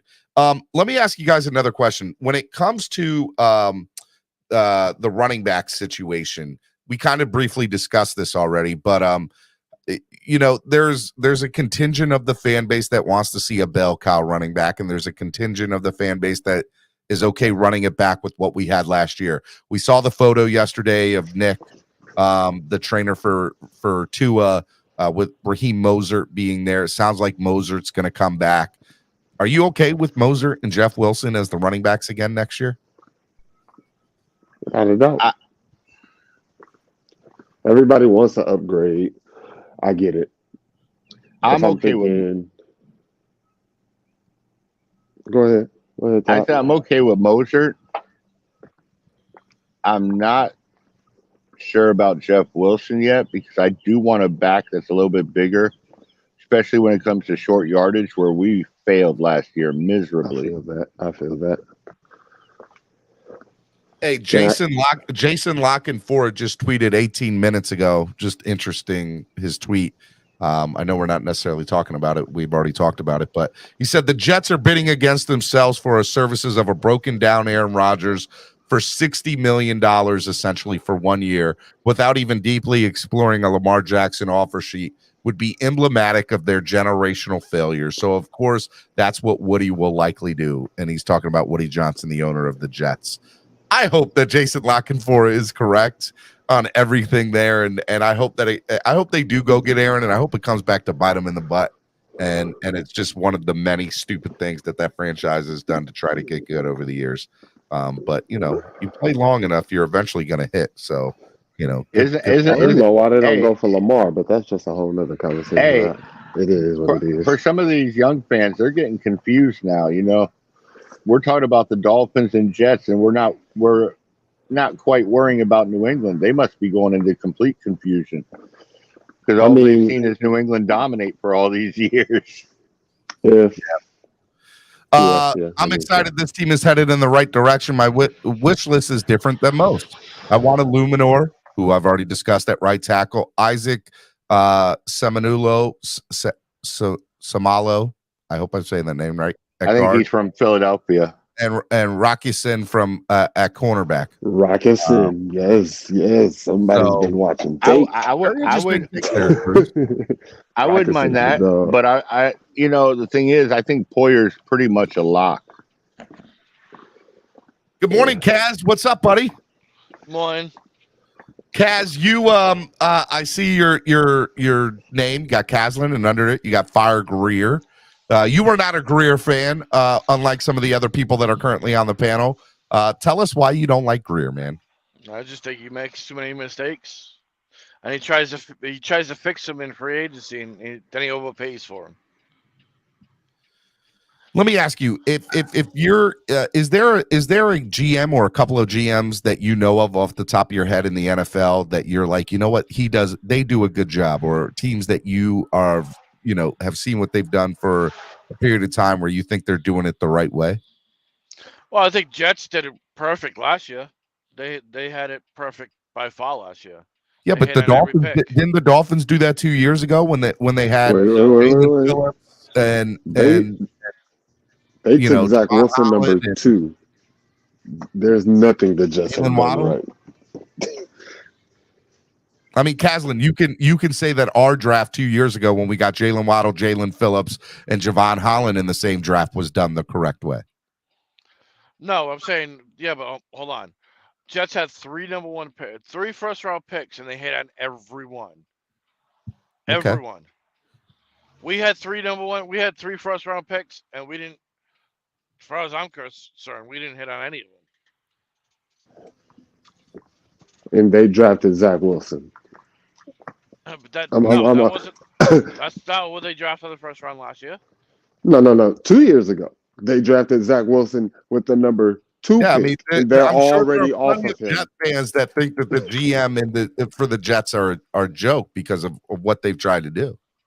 How you offer your quarterback in realistically a season because he got by the way, hurt. one can argue, Caslin, that it's not even the GM there for the Jets, that it's Robert Saleh that's been making good decisions and helping the GM make those good picks, getting somebody like Sauce Gardner. Now, Sauce was an easy one to go out and get. Let's not get that twisted. But, you could make the argument that Saleh obviously knows his stuff a little bit more maybe than the GM and is helped out there. But I don't agree with you on that personally. I think the Jets had one good draft in the last 5 years. So, I mean, you could say that they had one, but there's at least 2 or 3 decent. There's one great draft for the Dolphins and at least 2 decent ones over the last 5 years for the Dolphins.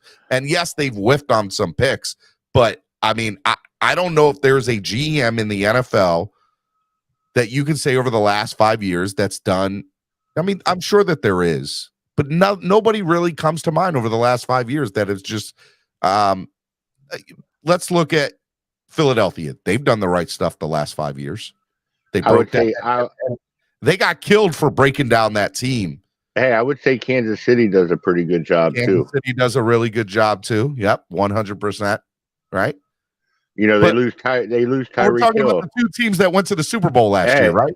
Yeah, but they lose Tyreek Hill. Look what they do with the offense still, and they bringing in players that just contributed in their own little way. They didn't break the numbers, but I think it's very easy for fans to say Greer's done this horrible job, Caslin.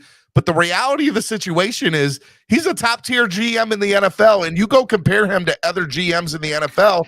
He's not done any worse than those guys. And as a matter of fact, you can make the argument that he's done significantly better in areas. Look, Eric DeCosta, the GM of the Baltimore Ravens, and Ozzie Newsome, who was there for years.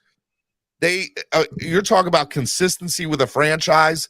That team is a model, blueprint of how a GM and team president and coach should work when it comes to evaluating and getting talent. But the biggest knock on them for years, and still is to this day, is they don't know how to draft a wide receiver. They've never had a big wide receiver there that they could say that they brought in from the draft. And they've tried a lot of different people. They brought in Hollywood Brown, and now he's over in Arizona. There's a million people that you can say. I think the same thing with the Dolphins, right? Greer's been here, 5-6 years as the head guy in charge. Not with Tannenbaum, not with anybody else that was here before him. But the reality of the situation is, I think Greer's done a decent job in talent evaluation. I think he gets knocked too much by a vocal portion of this fan base. I'm not even saying it's a big portion of this fan base. And you look at what he's done with trades. I mean, Greer, when it comes to trades, is one of the best in the business.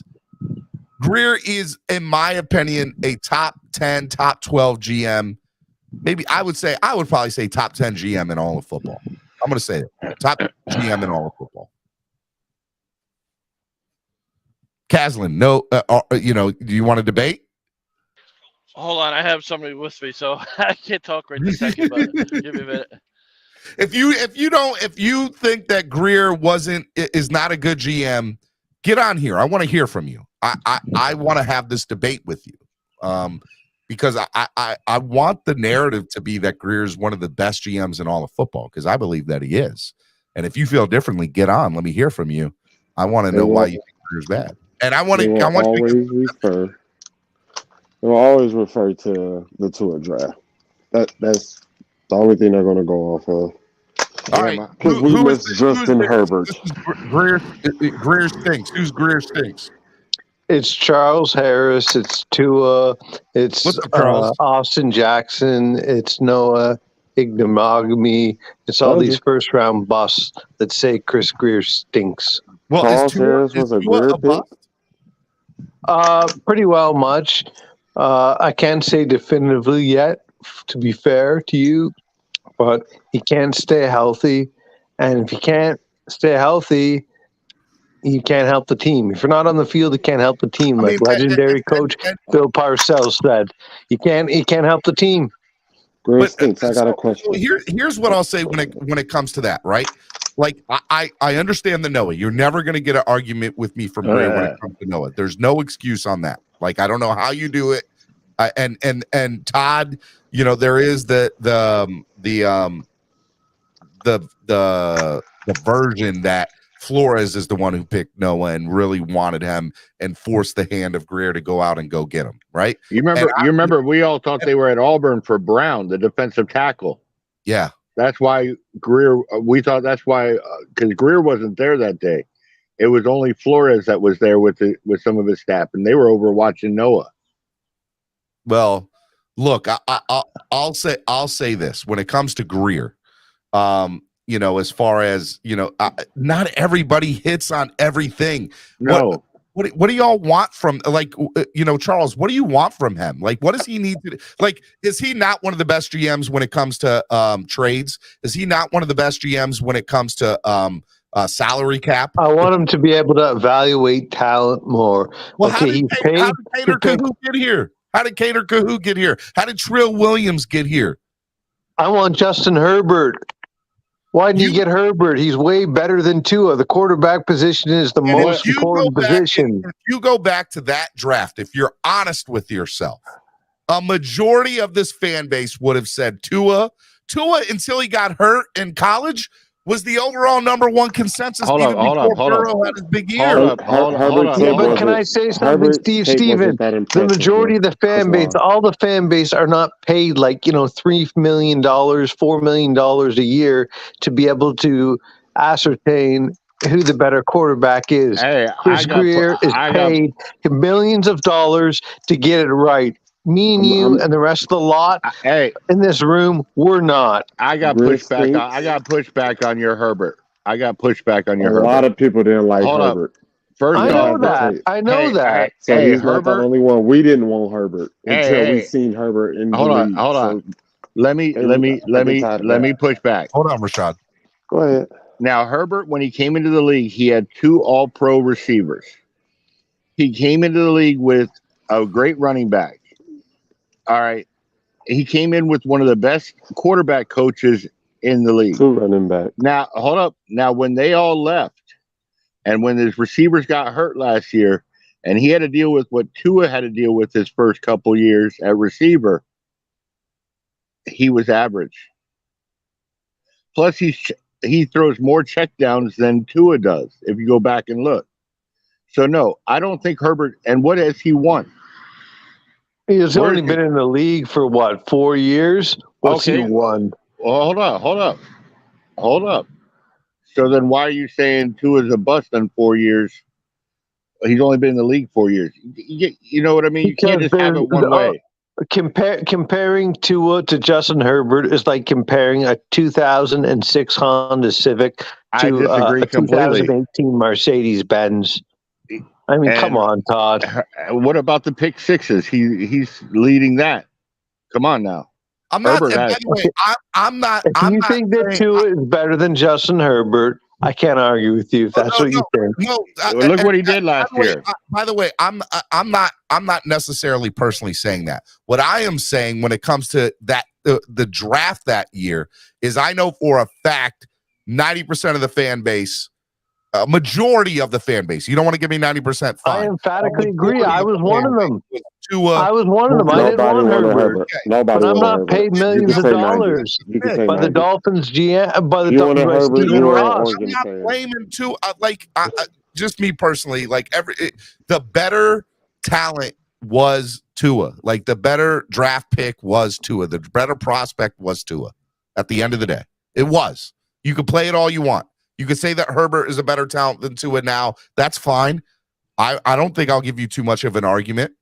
But the better prospect was Tua at the time. I'm not blaming Greer for that. I'm just not going to do it. I'll give you one better, Steven. If we would have drafted Herbert Austin Jackson and Noah Igbenogany and traded for Lynn Bowden Jr.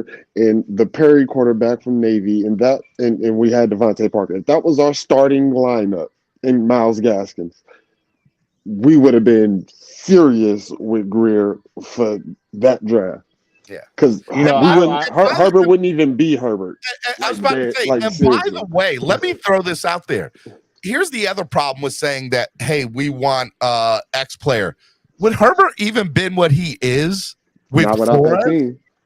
Not without that team. That offensive coordinator? 2 Pro Bowl running backs. The argument that there's no way that he would have had the success that he had with it here in Miami. You can make the first year. Now here's the thing. If you throw out Joe Burrow's name, I would take Joe Burrow in a heartbeat. Yeah, he tried. And by the way, about Burrow and about Greer. Greer allegedly went to the Cincinnati Bengals and said, "I'll give you 3 first-round draft picks." They turned it down.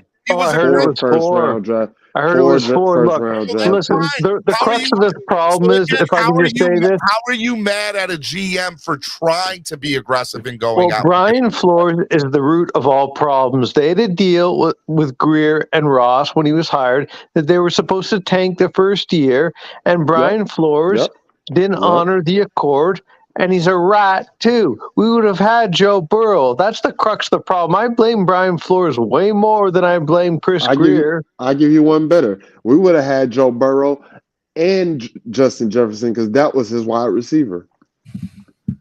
Yeah, well, Brian Flores set this organization back for a number of years, and he's a big, fat, dirty, ugly rat, Brian Flores. I disagree with you on that, but per sources, Tua Tagovailoa is quarterback 13923. Look, I'll say this, and this is just my opinion about the Flores thing, and I've said this a million times. I don't necessarily want to get back into a Flores discussion, but since you brought it up, I'll at least expand on it. My opinion of Flores is, I personally think he's a man of integrity, in my opinion. I just think he didn't know how to manage people, and he had a problem with him not being the head person in charge. And he had a problem with authority. That's and you can knock that on him all day. He didn't work well with others, right? He had to be the person that made the final ruling, and not everything he said was, turned out to be great for the organization, right? But I'm not going to sit here and say he's a rat. I'm not going to sit here and say he wanted to win games, and by the way, that team was stripped down to its bare bones. And he still found a way to win multiple games. He still won 5 games. He agreed to tank. That's the thing. If he's a man of integrity, why would he agree to tank? He never agreed to that. He said, he said, I'm going to play to the best of my ability to win each game with whatever product you give me on the field. He wasn't mad that team was stripped down. He was like, all right, I get it, but I'm still going to try to win games. And he did. He's a good football coach.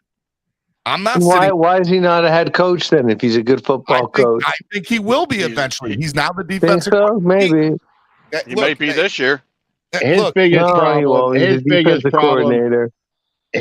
problem as a head coach, you have to be able to play well with others, or you're not going to get other people into the building to help you. Correct. Go look at Josh McDaniels' first tenure as a head coach in Denver. In the press conference of him taking over, Josh McDaniels with the Raiders now. He specifically said in his press conference, his introductory press conference, the question was asked to McDaniels, "Why didn't it work out for you the first time?" And he goes, "Because I didn't listen to other people. I had to be the person that had the final say. I'm not going to make." He's trying to be like Bill Belichick. Yeah, I know. Fine. And Flores, you can make the argument that Flores was the same way. And by the way, there's not too many coaching tree products from Belichick that have had success as head coaches in the NFL. I do think Flores, if he can learn from his mistake in Miami, will eventually be a good head coach, which is what scares me about McDaniel. I think McDaniel's a great head coach, but it's part of one of the reasons I never wanted a first-time head coach, because they make mistakes and you learn from them over time. But wisdom is everything, and knowledge is power. And it's some things you just don't know when you're a young head coach. And I think Okay, and I agree with you. Knowledge is power, and Tua has an injury history. So, Steven Daniels, what are we going to do when Tua goes down? It's an inevitability. He's going down. And Charles, that's where I have been saying personally that the backup quarterback position is the most important position in free agency this year for the Dolphins. They need to go out and get a high-profile backup quarterback. For me, if I'm the Dolphins, I am on the phone with the 49ers or whatever I got, Garoppolo's representatives, whatever I got to do to go get Garoppolo. Well, they just cleared $14 million in cap space. Hey, so there's your money right there. They cleared $14 million today with Bradley Chubb. They restructured. So they better go out and get Jimmy G. They're going to clear a lot more. Here's the problem. Garoppolo right now is in talks with a couple teams to be a starter. So he's pretty much off the board. Well, he can compete to be a starter here because I think he's better than Tua. He's going to Vegas. Like, with his old offensive coordinator from his rookie year in Vegas. All right, so here's my thought process on the whole thing. If Tua doesn't work out this year, then there is no arguing it. His durability is a problem, and we don't have a long-term answer at QB. Mm-hmm. So why are we hedging our bets, worsening our draft pick if we run into that situation? Because the odds of making the Super Bowl in that situation are not high, and we're actually deteriorating our chances further of getting a franchise QB by raising our position in the upcoming draft. The only thing that makes sense to me is to ride with Tua and Skyler. That's a fact. Do what you can. You have do your to get best. But Robert, you have to go get a third quarterback. You do. Why? You have to. Because here's the issue, Robert. If the Dolphins don't address the backup quarterback, you are then saying, because here's the one thing that even Tuanon and Tuaneers will say: he can't finish the season. He's going to get hurt eventually. He's going to be on the injured list. Go get Lamar. Hold on. No, it's guys. Lamar gets hurt. Hold on. Lamar gets hurt too. I'm not giving him a bag. He's got injury issues too. Steven, let me rebuttal you before we go down the whole Lamar road. Who would you rather give the bag to? I don't want to give the bag to anybody. I want to see Tua play out and us to go get a backup, a high profile. I get it, but who would you rather give the bag to if it just came down to those two players, though, specifically Tua or Lamar? I'm not, but I don't have to give the bag to Tua right now. I can let him play out this year. So I can sit tight. All right. Here's the stance I have on that. I get what you're saying in regards to, like, probability, history tells us he's not going to make it through the year. If he doesn't make it through this year, if he doesn't get you 15, 16 games minimal this year and play in the playoffs on top of that, you don't have the guy.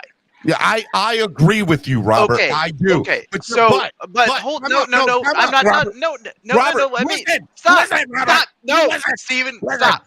Let me finish, and then you can go at me. Go ahead. So, go ahead. Hurry up. Go ahead. If you're saying if he's not the guy, why the fuck do I give a shit about a backup QB this year when I need the draft capital to be higher next year so I can have a better chance of getting a franchise QB next year? Okay.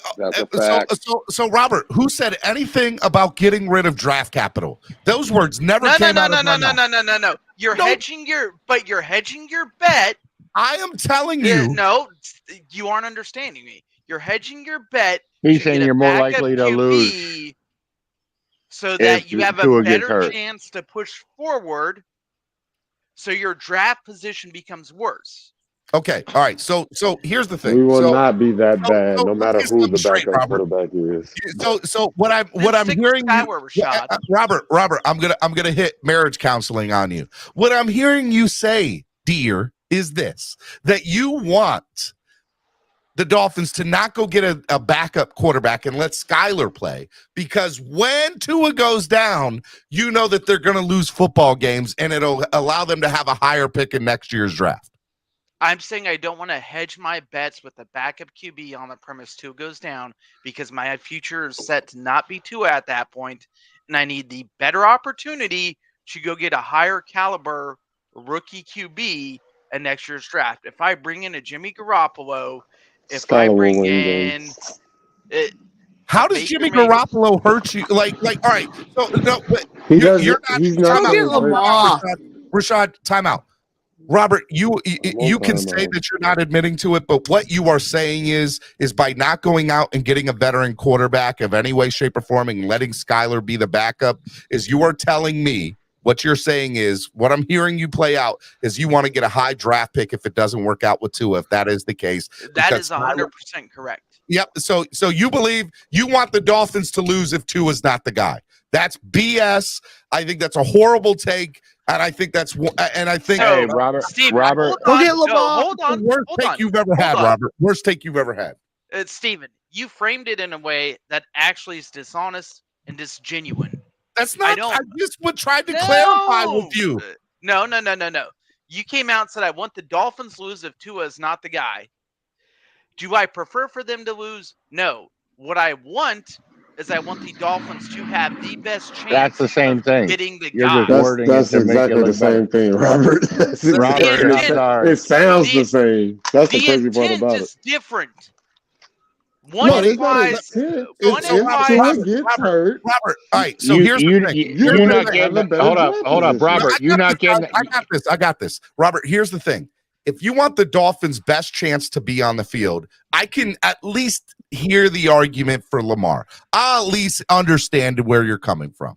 But I'm not a huge Lamar fan either. I understand. I'm just telling for Lamar people, okay? But with the understanding that Tua is going to be the quarterback next year, the Dolphins have to understand that they have to have insurance that if Tua doesn't work out, and history shows that his injury will come back again, okay? I love Tua. I'm a supporter of Tua. I want it to work out. They are hedging their bet that they will, but you have to have insurance. Insurance comes in the form of a backup quarterback. And I'm sorry, and I like Skyler, and I think he should be on the 53-man, but the man has 2 touchdowns in his NFL career.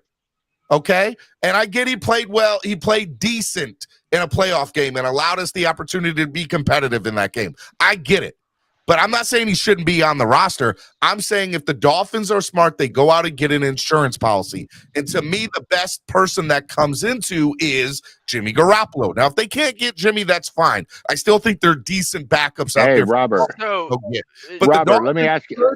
The Dolphins should and will have 3 quarterbacks on their roster next year. Robert. And money should not be an issue on the I don't backup. think Skyler makes the team. $15 million Robert. I'm listening, on a backup. You go do it. Let me ask you a question. Let me ask you a question now. Let me ask you a question here. If the Dolphins, God forbid, Tua does go down, we still go deep into the playoffs with a quality back. Right. But if we go into the playoffs with a deep quality backup, now, who's going to be drafting quarterbacks this year at the top of the draft? I don't know off the top of my head. Dummy. Well, no, if you think about these quarterbacks that are being drafted this year that are going to be their future, you don't think the Dolphins, even with the first-round pick next year and two the following seasons, can trade up if they needed to, bad enough to get a quarterback? No, not the quarterback. No, not the quarterback. It'd be the same thing as Joe Burrow. Because next year there's going to be 4 quality quarterbacks. So hold on, real quick. Chris Greer will find the one that sucks. Todd, let me respond to you on that real quick. So let's say you do make a deep run in the playoffs. You have to go from pick 25 or something like that down to pick 10. What is the difference in cost? And how does that affect your future? You go to a team that needs more than just that quarterback they drafted this year. Do I have to give up more capital to go from pick 25 to 10 or pick 15 to 10? Or hell, let's say pick 25 to 2. So Robert, I'm not saying I'm being disingenuous. What you are saying is that if Tua goes down, Skyler gives us the best chance to lose. He's not going to give us a good chance to win football games. That's what you're saying. That's exactly what you're saying. I don't think it's guaranteed that Skyler's going to lose. But I'd rather not spend the money to go get someone to hedge my bets. That makes it more difficult for me to get where I want to be in the future. Because if you can call it whatever you want, you're saying that if Tua goes down, you want them to lose so that they can get the highest draft. That's basically Robert. That's basically a polite way of saying I want to tank. Let me ask you this question. Yes. Do you think we're going to win the division this year? Because I believe I 100% do. Yeah. I believe that in order for us to even make the playoffs, There's no way in hell we beat the division. Bills. They have Allen and we don't. We beat the Bills last year with the defense that we had. We're not going to Josh Allen. Okay, when we beat the Bills, they had like 6-7 starters that were injured. And Okay, we were missing our entire secondary for the most part, and we played them close even when their starters came back. Exactly. And we almost beat them with backups. Close doesn't matter. We didn't fucking win. Bro, they beat us 2 out of 3 times. But listen to me. All three games was a loss. Were only losses by a total of 6 points. I think altogether was the 2 or 3 losses. And I get good teams find a way to win. I'm not making excuses for loss, but we all can agree that our defense is going to take a significant step forward. Whether you want to say they're going to be top 10 or not, so be it. But they will take a significant step forward, right? So and Buffalo's going to take a significant step back. Understanding that Tua's going to be in his second year in this offense, and by the way, they'll all be healthy at the beginning of the year. Everybody will be. That it will give them. Yes, I 100% believe the Dolphins will win the division next year. We're not winning the division with Tua. Steven, you've been around sports just as long as I have. Well, you've been around sports long enough to know second-year slumps do happen. Sophomore slumps do happen. Yes, right. I don't believe that, but it happens for 2 reasons. I'm not using what we did last year as for next year. So all of the teams in the AFC are getting better. Okay, you got Denver, who's getting better. Well, not New England, but go ahead. No, New England got better too. If you don't think New England got better, then I don't know. I can't help you. But New England got better. The Jets are going to get better, especially if they get Aaron Rodgers. The Jets are getting better. Mm-hmm. The Bills will get better. How are the Bills getting better when they're losing 2 of their best pieces on their defense? They'll find a way. Get worse. You can make the argument that they're going to get worse. At least the Bills don't have draft players. They'll find some stud in the 5th round. The Bills will get better. I'm just saying you can make the argument that they're going to get a little that they're not going to improve significantly. You have Denver, Cincinnati. You think Denver's going to do something? Oh, yes. With Sean Payton at the helm? Yeah. Denver, Cincinnati, Jacksonville, Kansas City, the Chargers, the Browns. Because remember, Miami fans also says Pats have a buttload Cincinnati of Bengals. All those teams are naming are cutting players, 11 players walk. They're not getting better. So time out. The Dolphins had the 24th except for Jacksonville. Listen, are y'all listening? Dolphins had the 24th best defense in the NFL last year, and best is probably not the right word, but still 24th best defense in the NFL, and had the 6th best offense in the NFL. You got to think that the Dolphins are going to improve on both of those. Okay, you can say the theory of the sophomore slump so far. That doesn't guarantee you anything. Look, go back. But even if the Dolphins still stay in the top 10, Caslin, they're not going to take us that huge of a step backwards. In 2010, the Chargers were one of the best teams to look at. You look at paper. They had the number 1 offense and the number 1 defense, and they didn't make the playoffs. They were 9-7. So you can't just say the Dolphins will improve on offense and defense. They will be one of the best teams, and they will be one of the best teams in football next year. Mark my words. I just don't. Without winning the division, I don't see us winning. I don't see us going to the playoffs at all. We will win the division next year. We're not. We will win the division. I'm confident of that. Buenos dias. That's what I think. And look, and here's the other problem that I have with some of the fan base, and I'm not saying anybody in particular, and I'm not necessarily saying you guys, but the issue is. Say it, Steven. No, look. Hey, you want to call me out? Call me out. Go ahead. I don't care. I'm not necessarily calling you out, Kaz. What I am trying to say is that if you don't think that this team is in the best position that they've been in the last 20 years. I don't know what else I can say to convince you, because they have listen. They've had the best wide receivers they've had since the Duper brothers, since the Marx brothers, right? Since Duper and Clayton, they have arguably some of the best defense in certain areas as far as like pass rushers, some of the players that they have. The defense, when the secondary, when healthy, is one of the top tier secondaries in the NFL. And if they get somebody like Jordan Poyer, it's only going to make them better. Forget losing Byron Jones. So be it. Okay. And the reality is we had like our offense looked really good last year when it was on point. Okay. We have Vic Fangio, one of the best defensive minds in the NFL, and we have Mike McDaniel, one of the best offensive minds in the NFL. We have the players to show, and we finally have continuity on both sides of the ball. Like, how can you not be excited about what we're doing and where we are at? Yes, the rest of the NFL is getting better. I'm not going to sit here and argue with that. They are. I get it. Yes, our division is getting better. Not sitting here and arguing with that. But the Dolphins are a good football team. Get that in your heads. And when nobody's saying that. What I'm saying is, I see them taking a significant step forward on defense. I do, because Fangio is just that good. But I also can see us taking a step back on the offense. EM Baller said y'all said last year we wouldn't make playoffs without winning the division, and we did. Broncos with Trash Wilson got better. AFC South is still trash. I agree with most of what you said there, EM. Oh, Jacksonville's a Super Bowl contender, in my opinion, next year. They got Calvin Ridley back. Exactly. I mean, they had that offensive that they have last year. Jacksonville's going to be a good team. Jacksonville's going to be a better team than what they were last year. And you want to know why? Because continuity and a second year in that same offense for Trevor Lawrence. The Browns are going to get better, knowing that he's had all. I'm not saying that they won't, but I'm not worried about what these other teams are going to do. I'm telling you that the Dolphins are going to be a good football team. People are going to be scared to play us.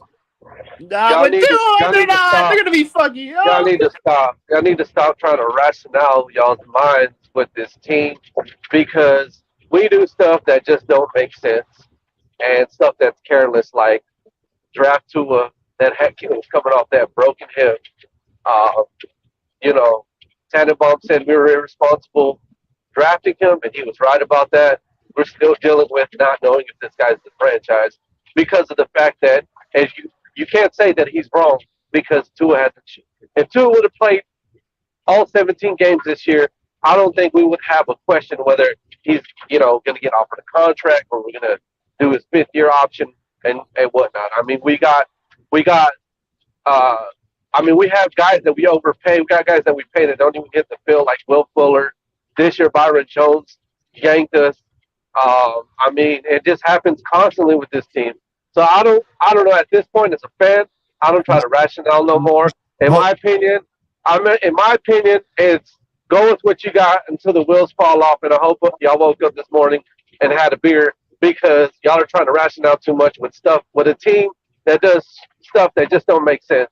So that's why Miami Fan Talk Show says, I agree with Steven. Miami will improve on both sides. The Bills will take a step back on defense, but I do see them improving their offense. The Pats will improve through the draft, and the Jets have cap. I don't know. The Bills had plenty of time to plan this out. Josh Allen is a good quarterback, and I'm not going to bank on the fact that, we'll do something dumb. Think about it. How many times are we in position to do something that's life-changing for the franchise, and we shit the bed? Pardon my language, but that's what we do. How did we do that? Dude, come into the season with loaded rosters and not even get to the playoffs. Come into the season. Hold on. No. I'm talking about recently with this rebuild that we've had. No, we had a good enough record to get into the playoffs. Didn't get in. Just missed it. Finally got in, but we got to play with our. Hold on. But we got to play with our backup quarterback. Hold on, let me bring this home. It doesn't make any sense, and it's never going to make any sense. So why try to make any sense of it? So, in my opinion, I think that I got the best plan. Get rid of Wilkins. Hey, Braxton Berrios just got released from the Jets. Just want to throw that out. Make sure you got enough to pay everybody for the future. Go ahead and get rid of Wilkins.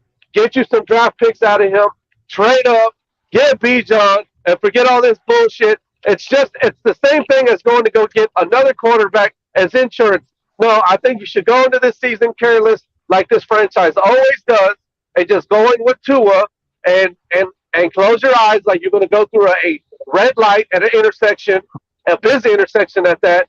Go in with Tua, thinking that he's going to make it through the season, bank on Skyler's development, and bring in Bijan and add some dynamic to this team. Because instead of banking on another quarterback, you got a guy on the field that's going to be taking reps that's dynamic.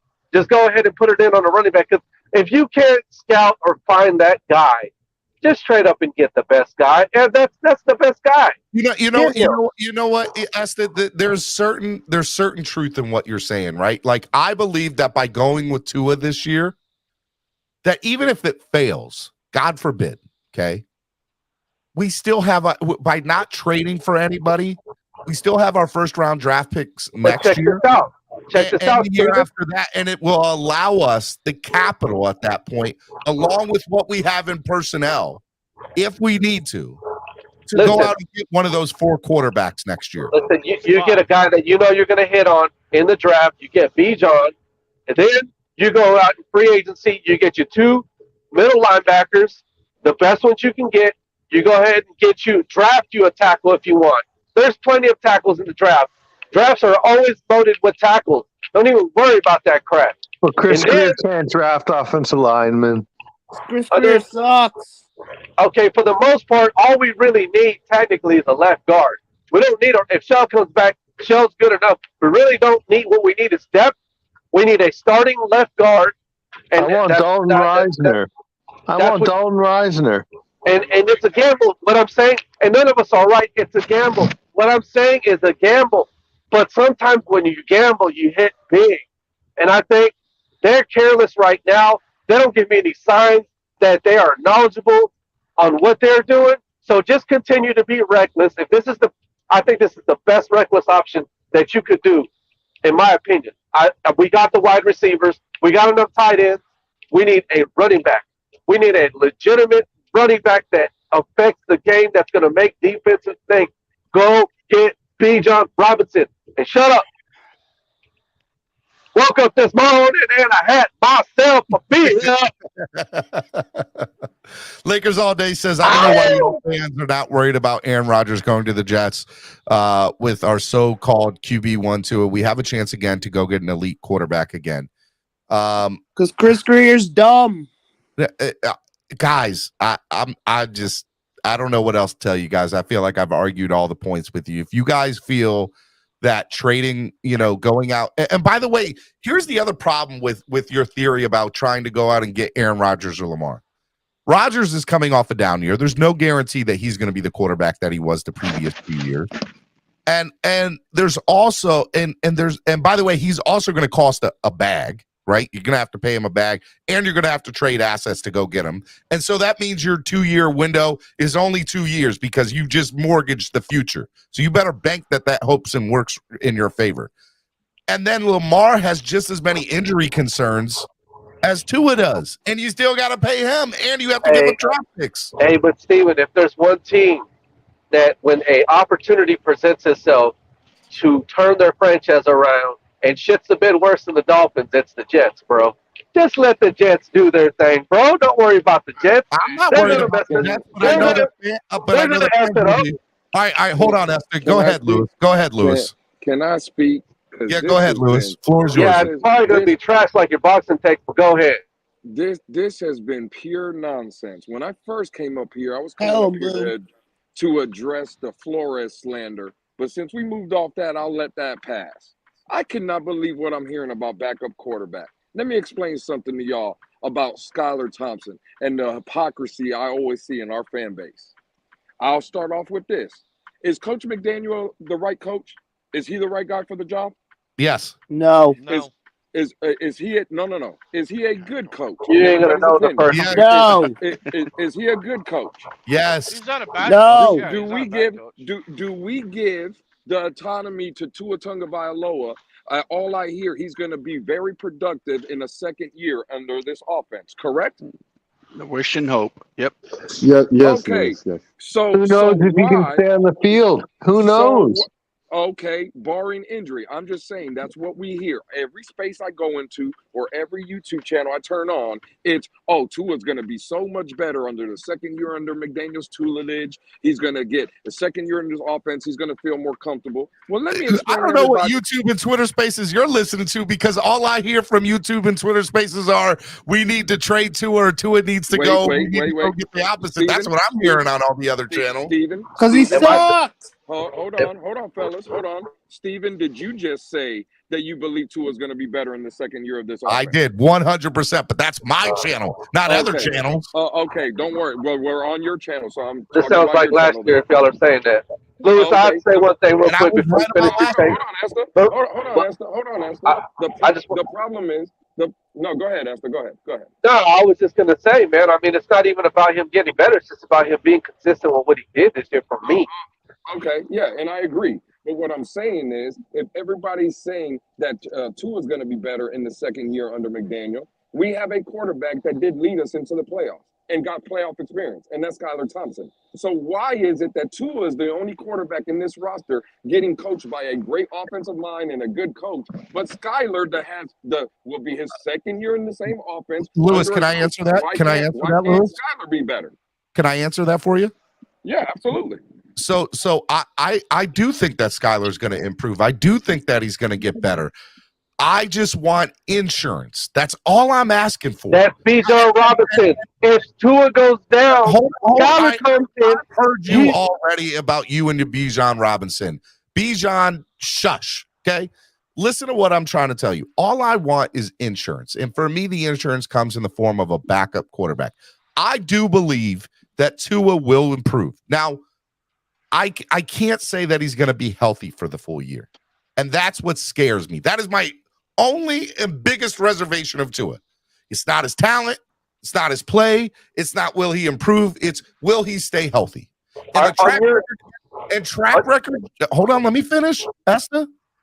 Track record shows that he won't. Okay? Now, anything is possible, and we can hope and pray that it will be, and we will. And the front office that's what they're banking on. But you have to have an insurance policy. And so your insurance policy at the moment is Skylar Thompson, who will improve and will get better. I'm not saying he shouldn't be on this roster.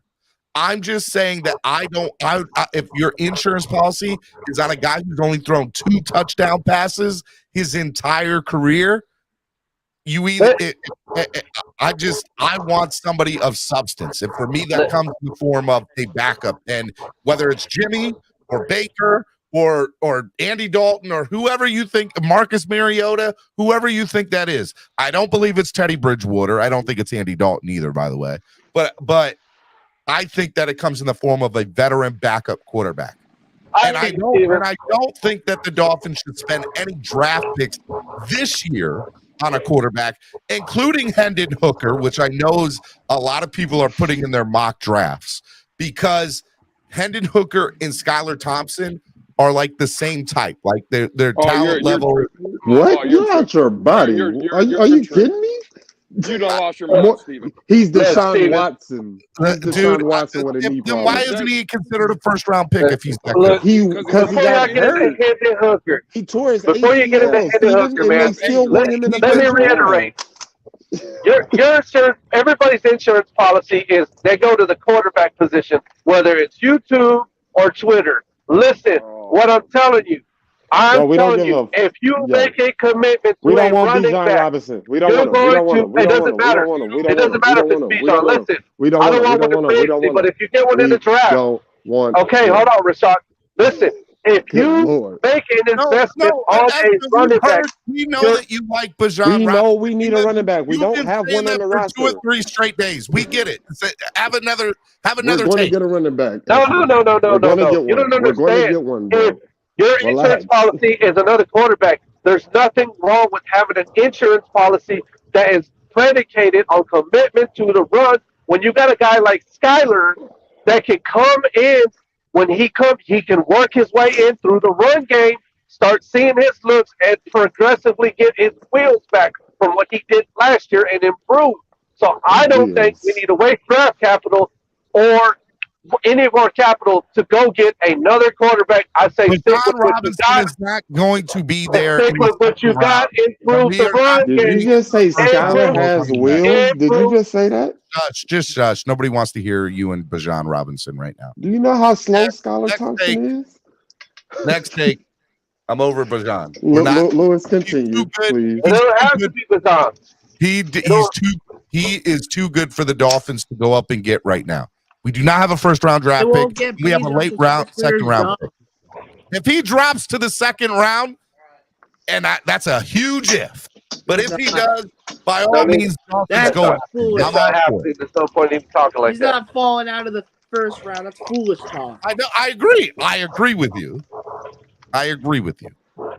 So that's why I'm like, I don't want to hear about Bijan because the Dolphins have no chance of getting him. I got the Cardinals taking Bijan, but that's just me. No, the Ravens are going to take him with Lamar. It'll be interesting to kind of see. Dallas already said they're taking him. What gets me is everybody wants to improve on a backup, but not our QB1. Yeah, tell him, bud.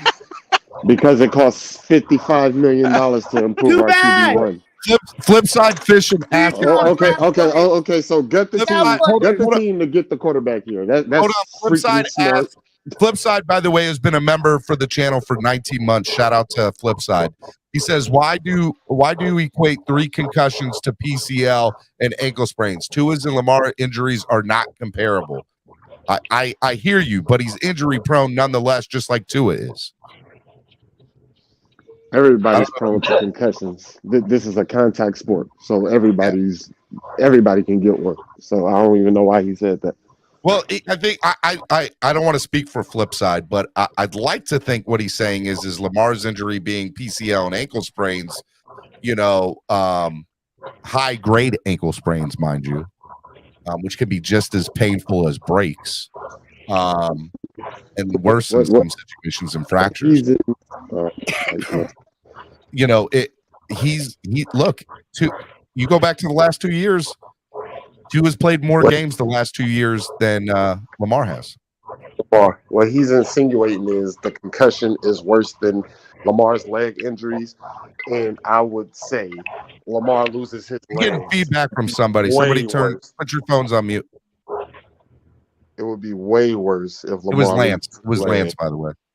Versus Tua's concussion.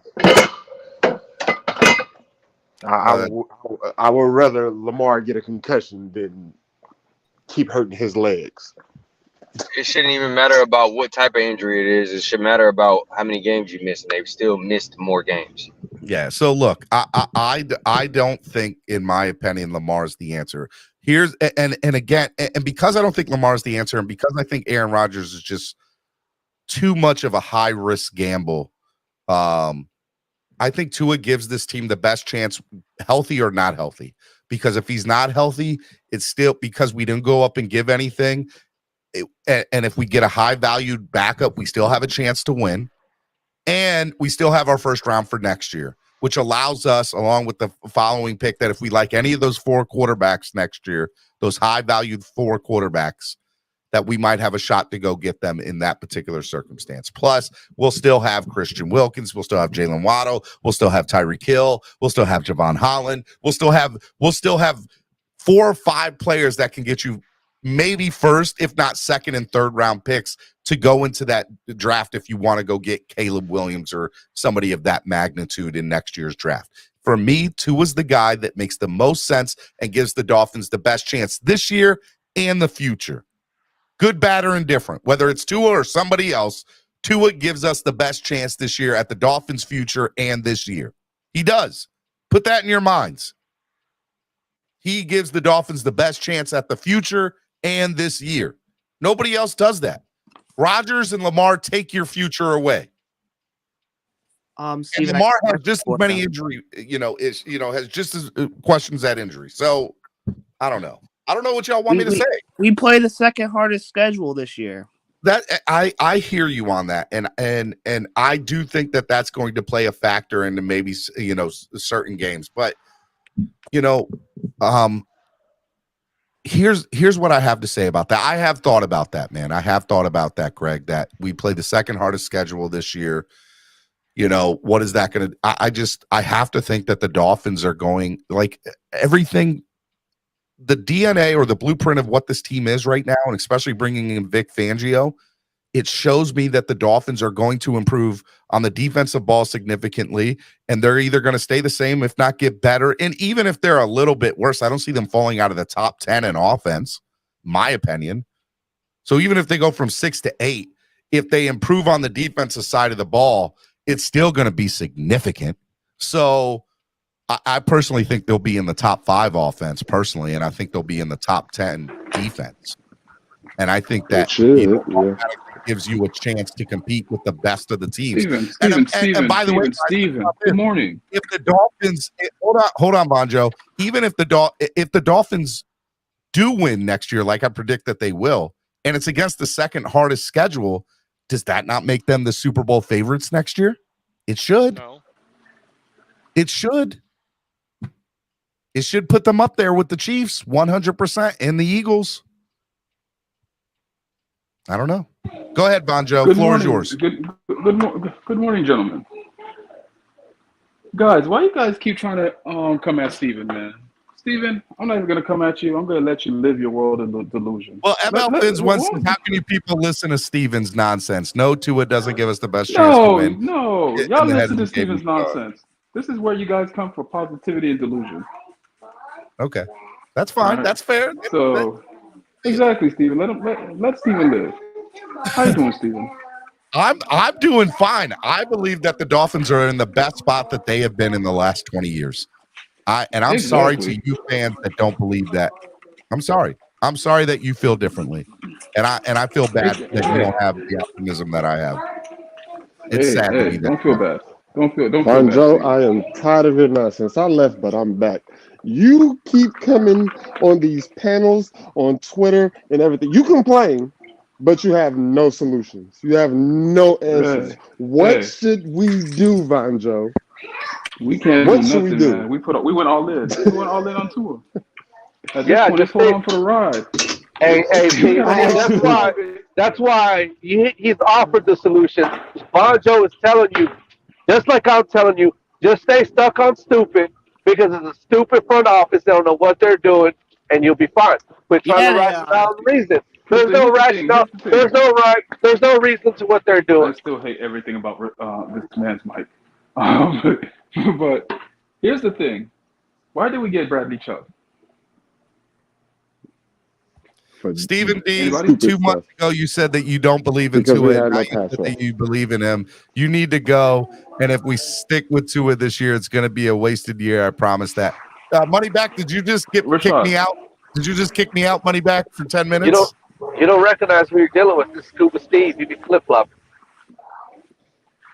Stephen D is actually lost.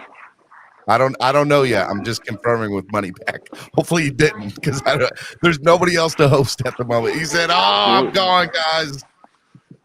Yes, I'm the captain now. All right, so I got a question for the panel. All right, and guys, let's not talk over each other. Let's go ahead and be respectful and let everybody get their points across. Why do you believe that we picked up Chubb last year? I have no idea. And gave up first-round pick. To put a Band-Aid over Boyer's horrible play calling. But, Rashad, would you agree that you do a move like that if you believe that you have the guy and you're going for it? Yeah, I agree. Yep. All right.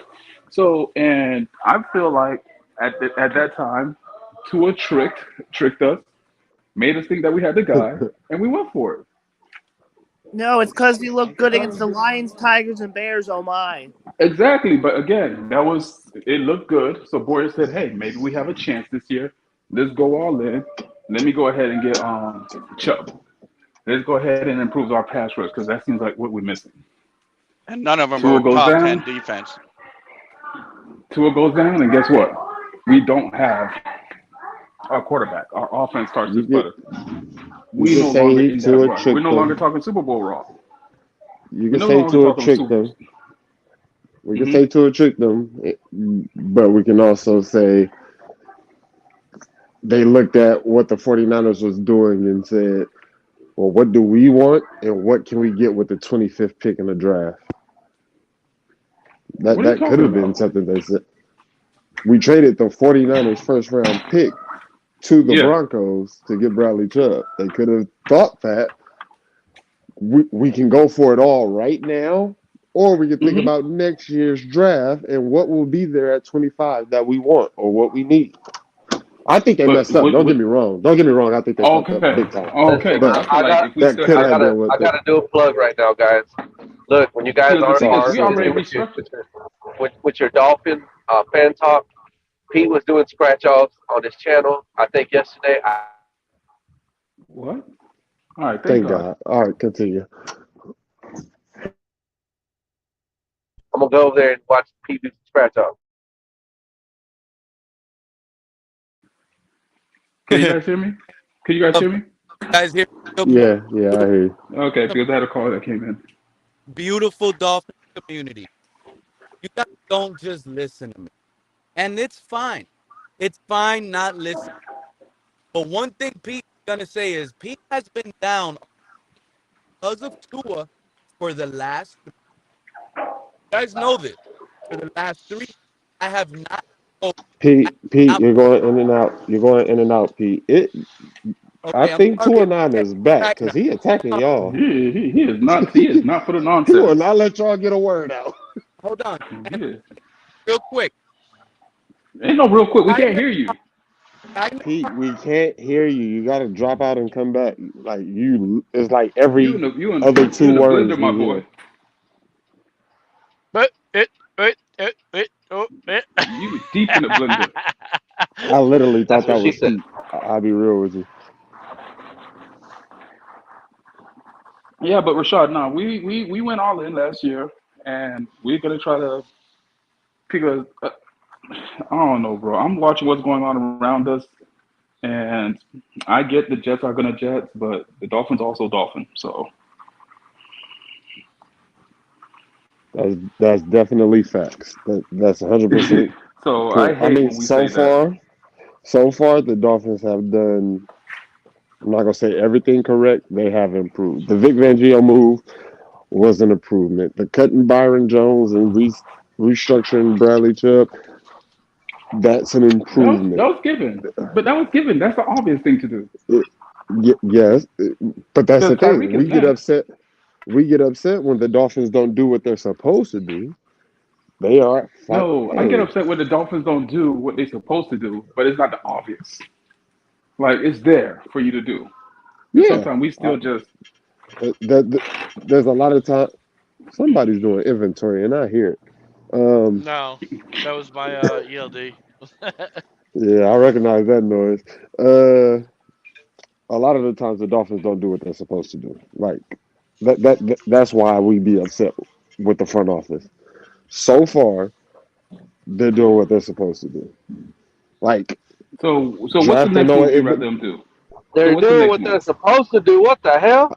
Outside of restructuring contracts, the next move, I wish it would be find a new special teams coach. That's one thing they messed up on. The next thing to do. Well, there's still plenty of time. Man, that's a good question. That's a great question. And at what point are we going to cut Rashad off with this horrible takes? You were talking about special teams? That's what you're worried about? Wait, what? Well, Rizzy is trash, but not really. But our special team. But I mean, is it even worth talking about? Is it worth talking about? That's all I'm saying.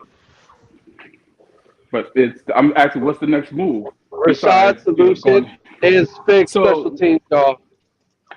So what's your next move then? Well, we can't talk about B. John Robinson, okay? No, because it don't make no sense to talk about B. John Robinson. I mean, my next move. It makes all the sense in the world, Bond. No, it doesn't. You're going to be traded up to 15. Okay. I got my next 20. move. I got my next move. My next move. No. You sound just. You've been hanging around with Pete, haven't you? My next move would be O-line. If we can booster up the O-line, like legit talent, ones that's going to get better around, that's going to make other teammates better, stuff like that. That's the thing to do. Because we're having out there. Hold on. The right tackle it's out there. The right tackle is the most important part of the offensive line because if we are staying with Tua, That is Tua's blind side. So you can't Nobody's just throw arguing with anybody you. over there. Nobody's arguing that. We feel But you. the thing is, who do we we have get? a chance to go fix that right now. There are offensive linemen that hit the market. That's right tackles that Yeah, hit the market that we could free go get. agency hasn't But you started don't yet. want Derrick I'm Henry. saying our next move outside. Who said Our you want next Derrick Henry? move. I've been fighting this Derrick I Henry know. conversation Yo, for the longest. and Von We Joe's the don't need biggest Derrick Derrick Henry Henry. fan I know. That's the crazy part. And I'm fighting it. I'm like, Y'all no, are that's what blowing you me. do not do. Like we You need get an it. He's the offensive line best to back. get it. You need We need a better offensive line to get Henry. Right, but And okay. Henry be more. McGlinchey, everybody keeps on bringing up McGlinchey. McGlinchey was like one of Ooh, the worst McGlinchey is pass trash. He's one of the worst pass blockers in the league, and they want him I to come heard. here so and block to his blind side. So I've heard from I'd I never know heard nothing that. 49ers. about McGlinchey, I didn't hear but anything about that. I know nothing No, about from the McGlinchey, but 49ers. he was From the on one of the 49ers. top offensive lines in the league.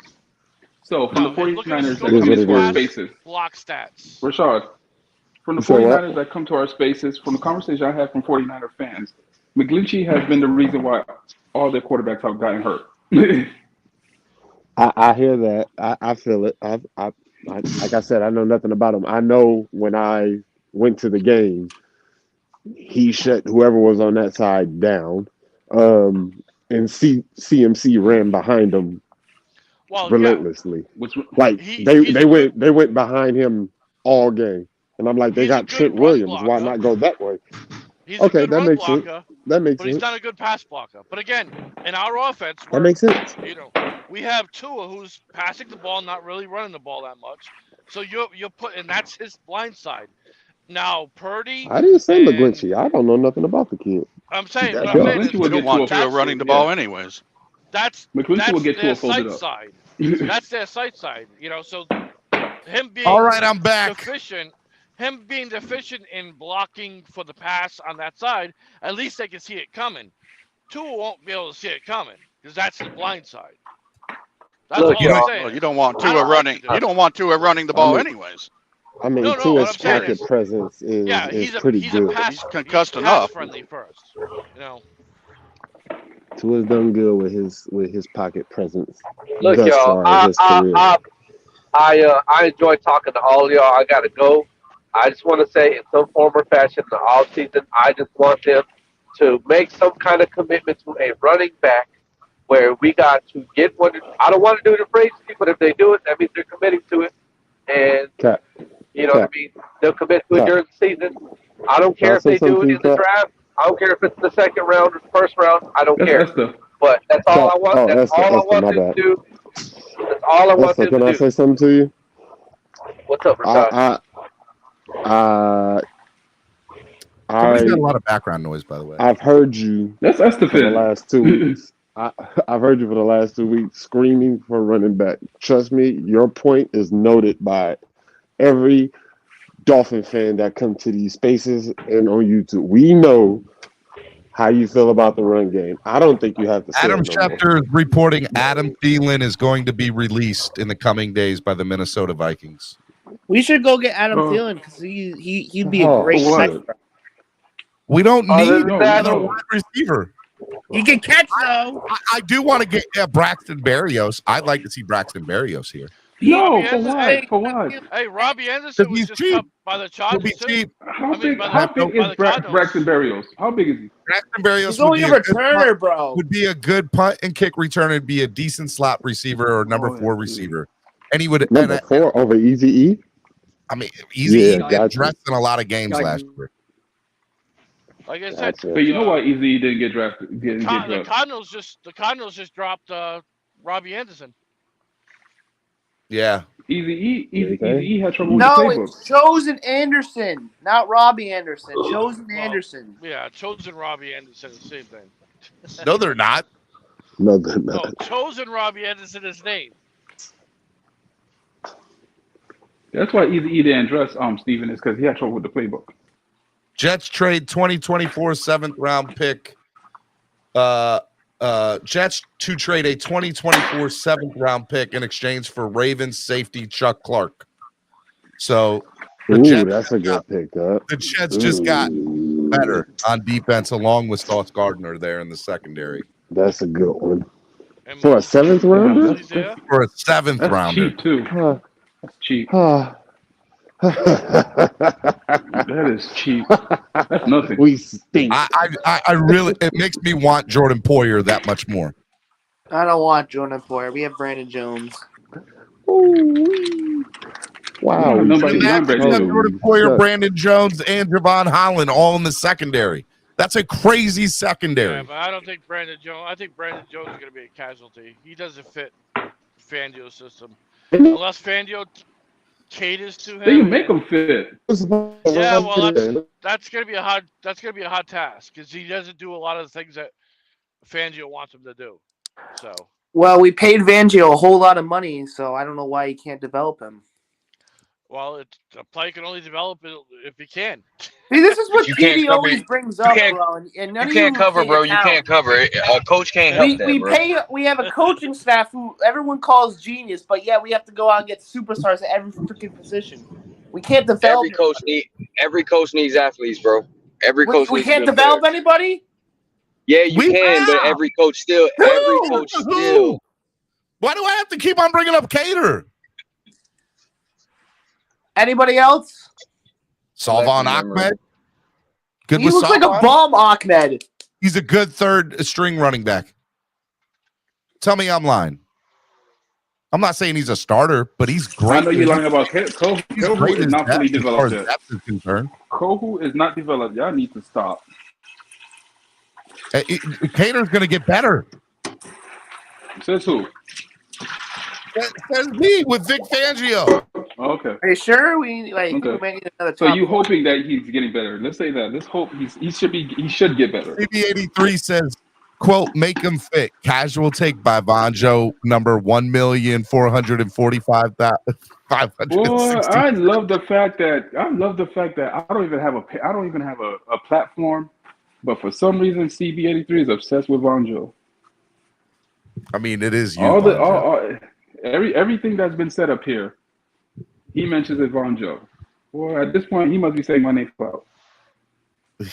Are you trying to say that my boy CB83 live rent free in my boy Clearly, CB83's I'm head? living free in his head. The whole entire Wolfpack so-called Wolfpack lives rent free in CB83's head. What about Nick Needham too? Somebody said. That was a Flores. I would love for the Dolphins. I haven't to said get nothing Julian wild. Love. You know what I've noticed this morning? That when a good player is, when I bring up a good pick about developing a player or a good draft or unrestricted free agent signing, it's Flores who did that. Was Nick? Did Mike McDaniel sign Nick Needham? Hey, Greg. Greg, I have a question. Greg, I have a question. What about Igbenogany? Wasn't that a Flores pick? Yeah, that was a Flores pick. It hasn't worked that out. one was trash. What about Raekwon Davis? Wasn't that one? Hasn't worked out yet, but at least we. Okay, so like you're acting, all the bad picks are Greers, and they aren't. Some of them are Flores. Call it 100. No, because if Flores got who he wanted, we wouldn't have had two in the begin with. Exactly. No, Caslin, that's a different argument. I gave you two picks. Were they Flores or not?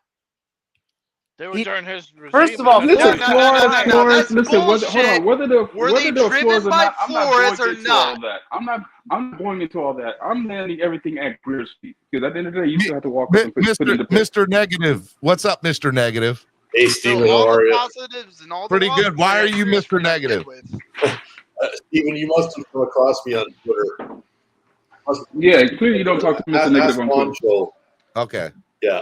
Why am I Mr. Negative? I'm a fan.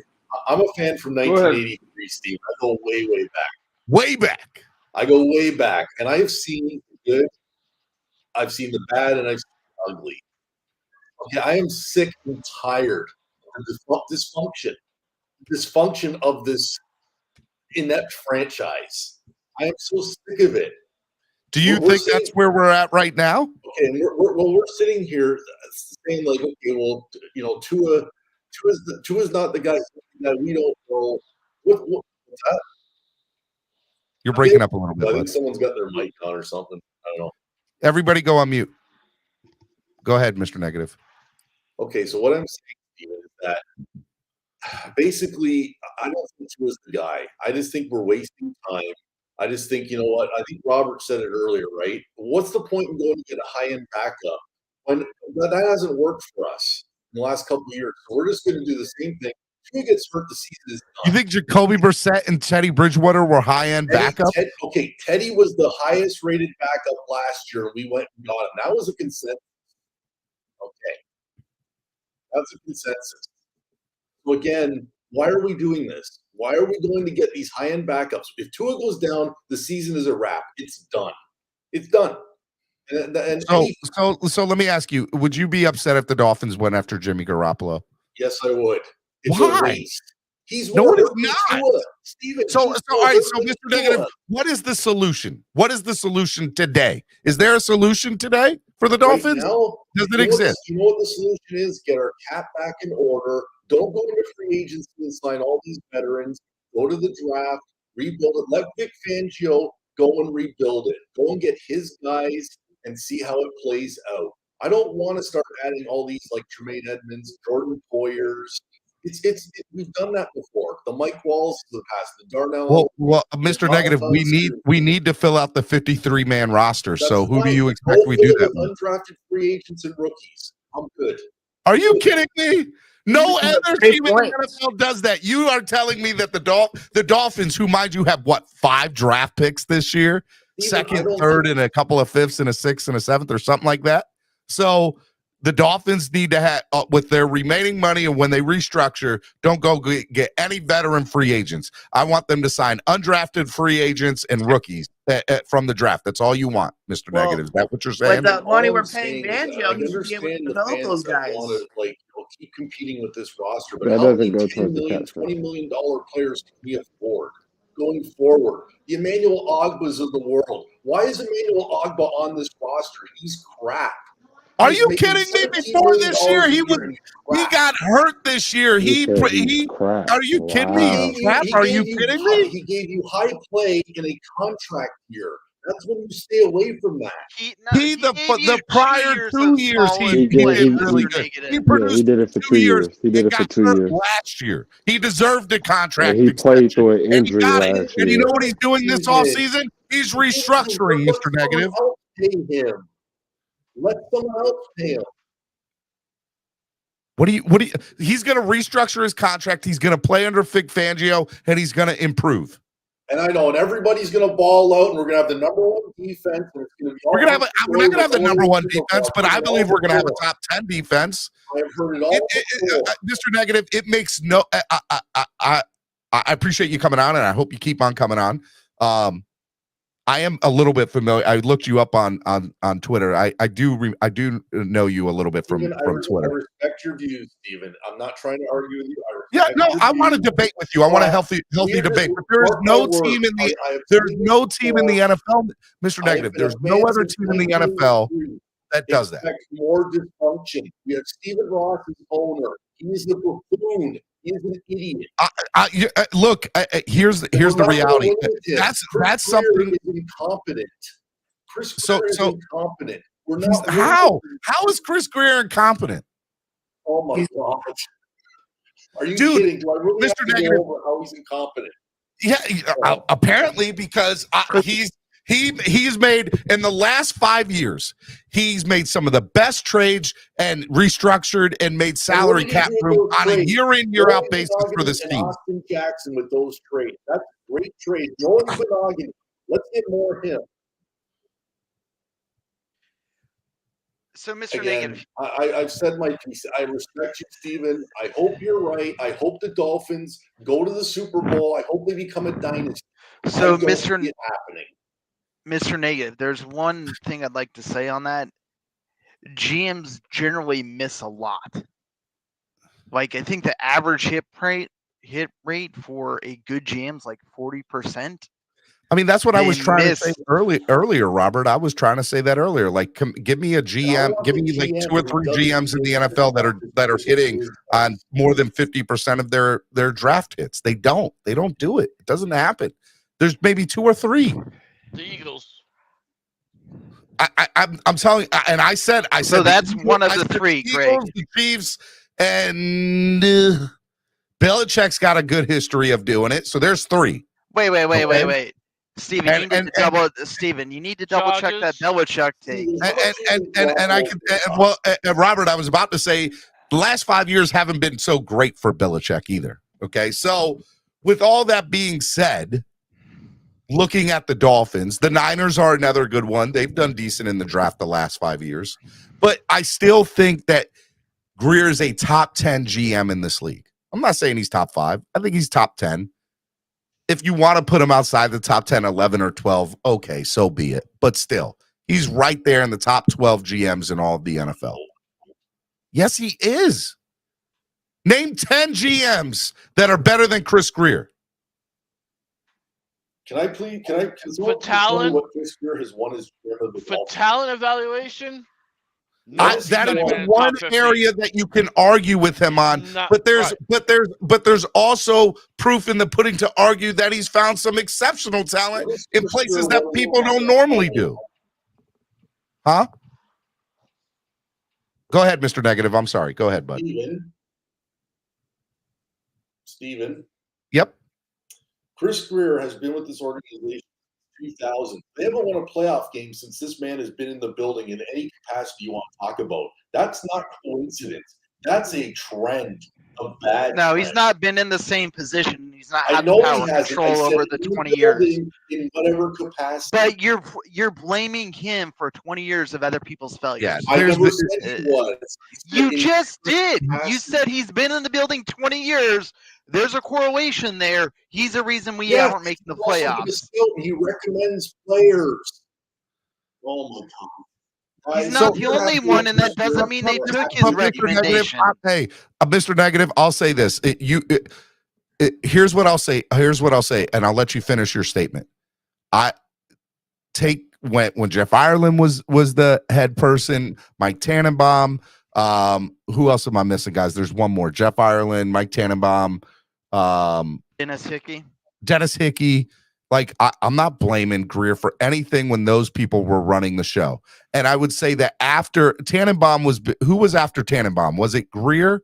Was Greer after Tannenbaum? Greer. All right. So anything after Tannenbaum, I can at least listen to your argument. So give me the argument after Tannenbaum.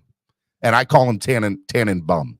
That's how I think he is. But go ahead. Give me the argument, Mr. Negative, for after Tannenbaum. Well, Greer has been the guy after Tannenbaum. So what I'm going to go on. Okay, so I'm going on 2016 and above. That's when he was running the draft. And in 2019, he had full control. Okay. Mm-hmm. So again, I understand you guys want to live off the Tunsil trade and want to put up a statue of Laramie Tunsil in the lot next to Marino, right? Because again, I love the trade. But it's what you do with the trade that matters. He got Noah Benogamy out of this trade. He got Austin Jackson. Liam Eichenberg was also another part of the trade when he moved the picks around. I mean, again, these guys are not home run players. They're not. Wasn't Jalen Waddle something in that trade too? Jalen Waddle was, as well as Javon Holland. Well, he's not. He's on a trajectory, but he's not there yet. Okay, so I hear you. I want you to finish your statement. Keep going. I don't want to interrupt. So again, we love Javon Holland, right? And I think he's going to be a great player. But you can argue that he regressed last year from year one. I think he's top 5 at his position in all the NFL. He's a top 5 safety based on what? What did he do last year? He regressed. Some would say he regressed because Boyer has. I'm going to tell you that now that the same defense as Flores was running. It is not. And Flores, and by the way, Flores was calling the play calls when he was here. It wasn't Boyer. I know that was, and I got called an idiot when I suggested it was Flores and not Boyer. Yeah, Boyer.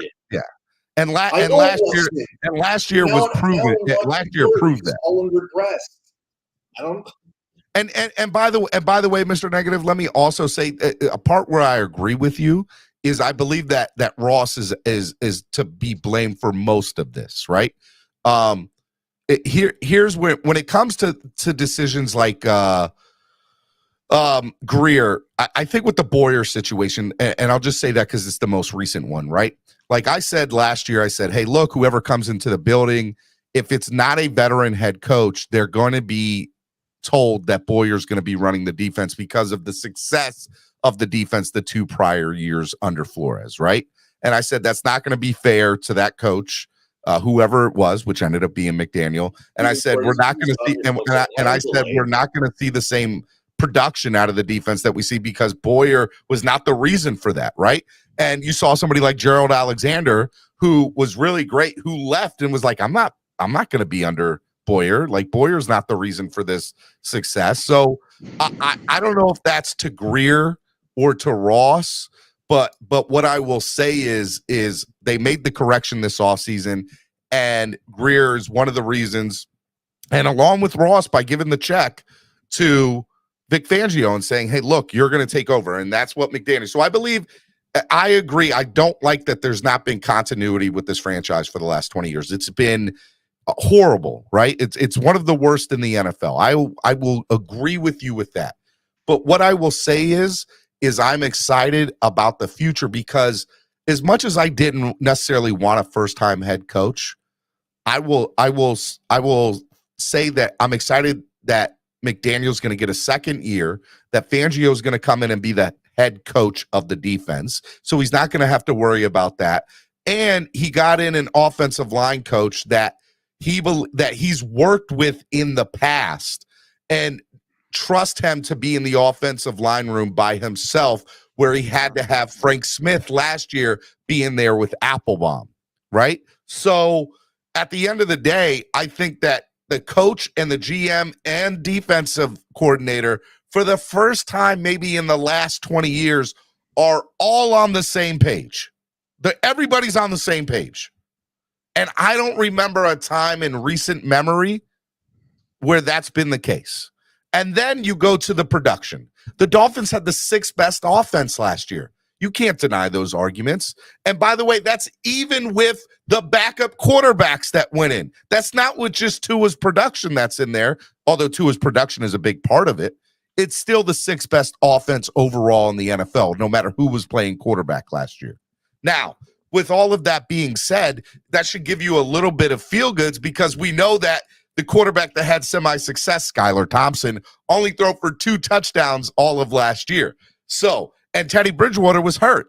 So imagine if Tua can be healthy for a full season. That's what they're banking on. Nobody's sitting here arguing about Tua's productivity. Nobody's sitting here arguing about whether he can do it or not. He can do it. And if you are doing that, again, 6th best production. Imagine if he played all the games. We probably would have been number 1 or close to it. All right? So I go then to say the defensive struggles, the regression of certain players like Jalen Phillips or Javon Holland, you got to think that's going to go the other way around with Vic Fangio being one of the best defensive minds in the NFL in the last 20 years. His track record shows that when he comes to a new place, he changes the landscape of how it's done. So I think that the Dolphins, for the first time in recent memory, are just in a position where the quarterback feels some continuity. He's not learning a playbook. He's improving on the things that he got to do in last offseason and moving those forward.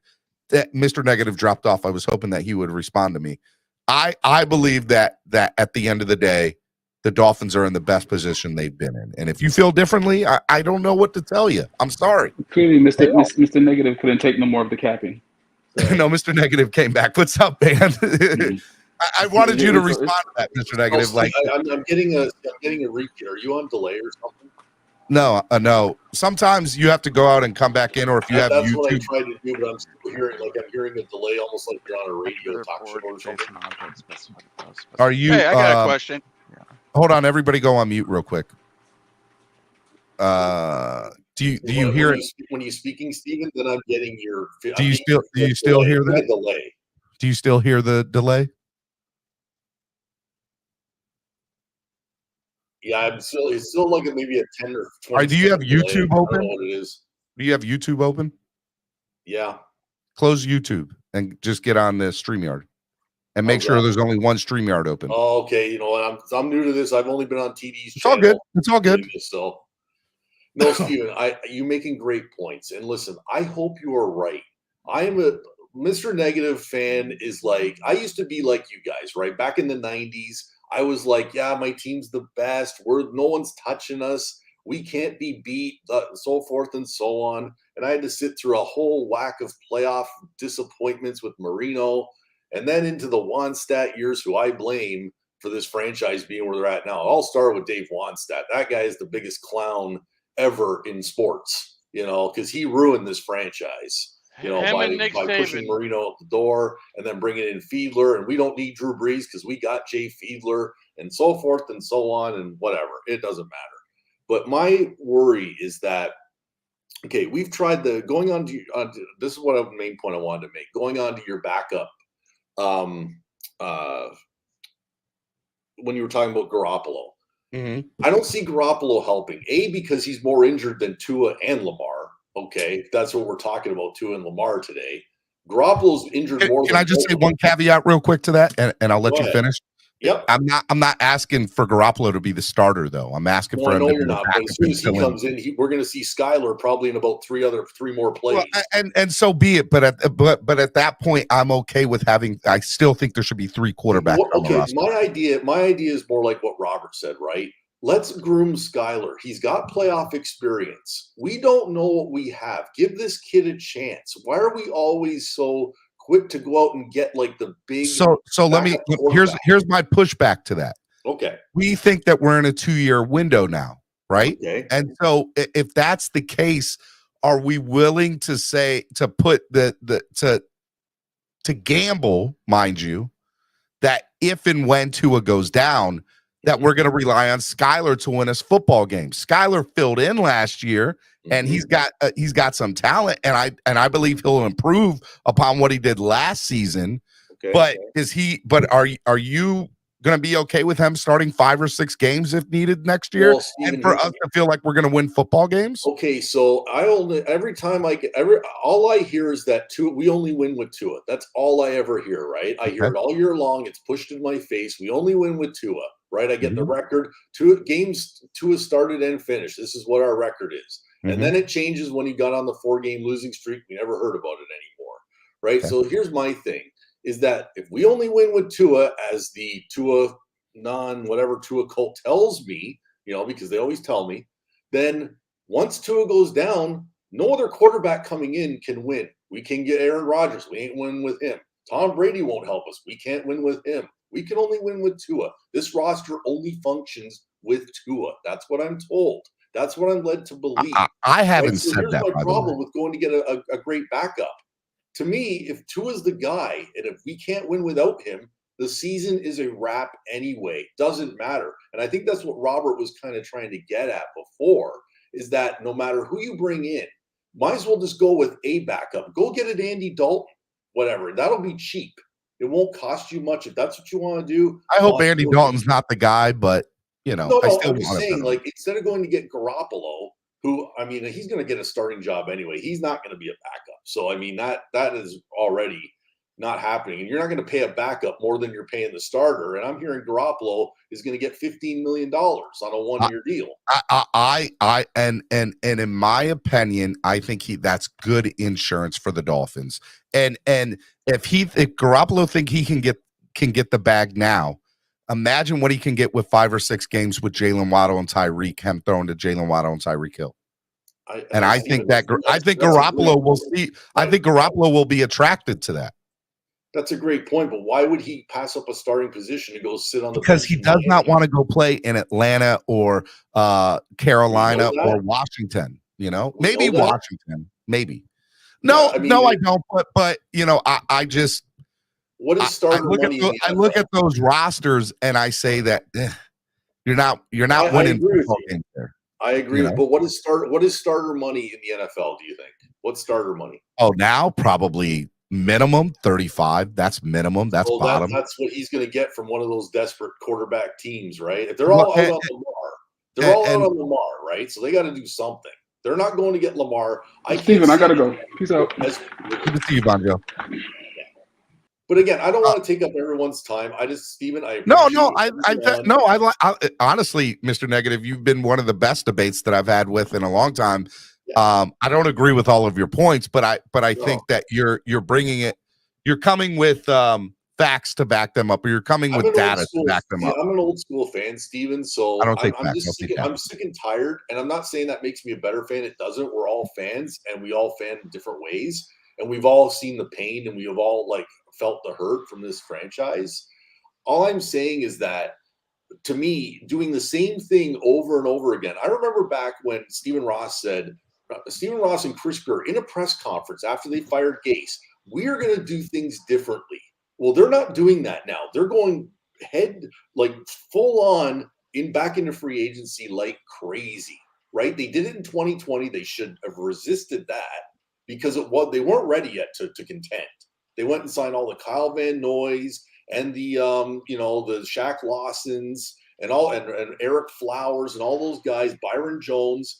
And what did it amount to? Nothing. It didn't amount to anything. We should have waited and built up our cap space and groomed our players from the drafts, right? And that was the way to go. But see, like Stephen Ross and Chris Greer, these guys are impatient. They have no patience to build this thing properly. So basically, I get frustrated as a fan because they tell me one thing and then they do a 180 and do the other. So I don't know what to expect. I don't know what the future's like. I don't know if this is whatever. I mean, they could wake up tomorrow and say, no, Lamar's our guy. Oh, no, Tom Brady wants to come back and play. Oh, wait a second here. Now Aaron Rodgers doesn't want the Jets. He wants Miami. Oh, but wait, Caleb Williams is available. He wants us. I don't know what to say, man. It's frustrating. Look, I don't disagree that it's frustrating, right? Like I think that being a Dolphins fan is tough. Period. Nobody is a Dolphins fan by choice. You are a Dolphins fan for two reasons. You either love Tua or you're just a Dolphins fan, right? And I became a Dolphins fan because of Mark Clayton in 1983. I became a Dolphins fan because of Dan Marino, right? Like, my brother became a fan because he said in 1983 he loved the Pitt Panthers, right? And he said wherever Marino goes, that's the team I'm choosing. So I mean, again, we all have our different whatevers. Yeah, and ultimately, I think we want the Dolphins to work out. Here's what I think. Let me ask you this, Mr. Negative. When Tua is healthy, yes. Do you think he's he's a top 15 quarterback in the NFL?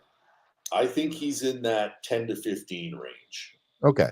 Because we agree on it. Well, I look at it this way, right? I still have my concerns, and I mean, I agree with a lot of what TD says, and I know a lot of people get on TD, right? Is that TD's my guy? I don't agree with a lot of stuff that he says, but he's my guy. You guys go. I love watching you guys kind of debate back and forth because you both bring great points to the table. So I tune in a lot on TD's channel. It's about the only channel I watch. I'm starting to watch your channel a lot more now.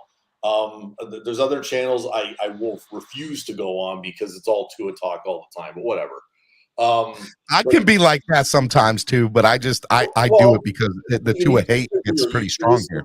Steven, you listen to both sides of the debate, and I appreciate that, right? You don't just kick someone out because they disagree with you. You listen to what they have to say, and I appreciate that. So shout out to you on that one. Appreciate it. But no, like with Tua, my concerns are pre and post snap reads, okay? Mm-hmm. Reading all three levels of the field, the entire field, throwing outside the numbers. I have my concerns. It's not just injury related. And again, Tua is very inconsistent. Okay, I know we got the great stretch of MVP level play. Awesome. We did. Loved it. Yep. It was a lot of fun, right? But then we also got the bottom of the barrel trash type play at the end of the season. And I was watching as Tua would, what was he doing to counteract what defenses were doing to him? And he had no answers. Once they took Hill and Waddle away, it was game over. Like, you still had Gesicki out there. That was a waste. $11 million down the drain. They didn't involve him. The running game was inconsistent. Sometimes they do it.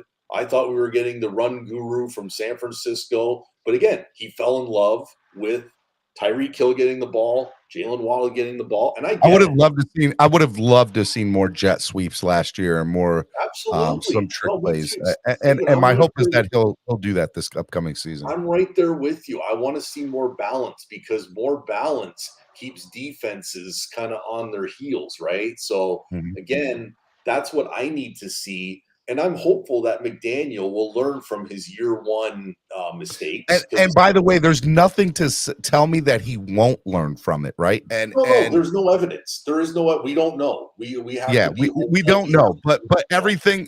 One of the reasons he got the job to begin with, besides of him being this genius, is because he takes knowledge and learns it, right? And so look wherever he's been, he's there's nobody. Everybody talks glowingly about him and how much he. I would think, based on how much people talked about him last offseason before he came here, like people, Shanahan, Sean McVay, they were all just speaking about him right before he got the job.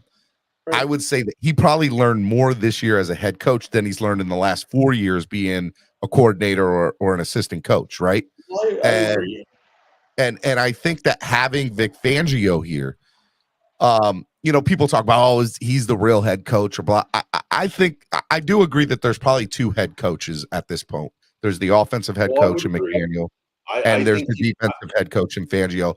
But I do think that Fangio is going to mentor McDaniel, and my hope is that on Mondays after the game, he's even going to get this. He's even going to get more knowledge because he's going to be able to sit down with Fangio, and they're going to go over the game, and they're going to say, "Well, you didn't do this well. You did this well, or you should have done this, or you should do that." Or maybe even during the game, Fangio, especially that now that we know that he helped the offense for the Eagles the last 2 weeks, that he's going to. And we saw how well that Eagles offense did play. Right? It wasn't like they played bad in the Super Bowl.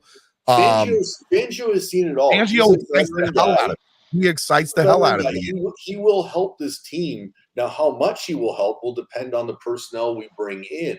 And again, I'm hopeful, and this is just my take, my opinion, because we have to start planning for players down the road, right? Like they're going to come up for contracts quicker than we realize. So my hope is that, you know what, if Vic Fangio is what he is, and I think he is, if he's a guru of defenses and linebackers are kind of his specialty and safeties, right? Go into the draft. I know we only have 5 picks, and it's not going to happen overnight. It might take a year or two to build this defense, right?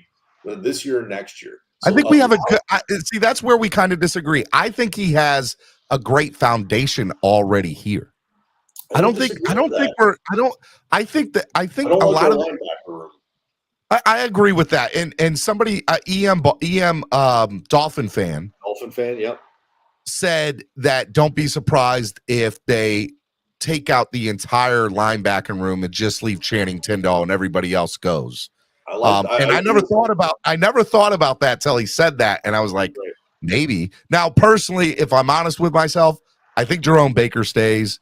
There's an outside chance that Landon Roberts still stays.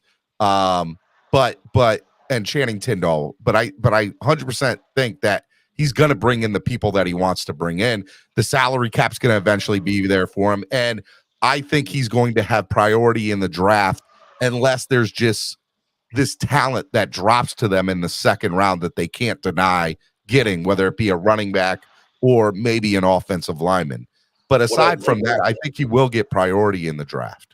And I hope so, because what I'd like to see, and I mean, I don't know if you're a fan of these players or not.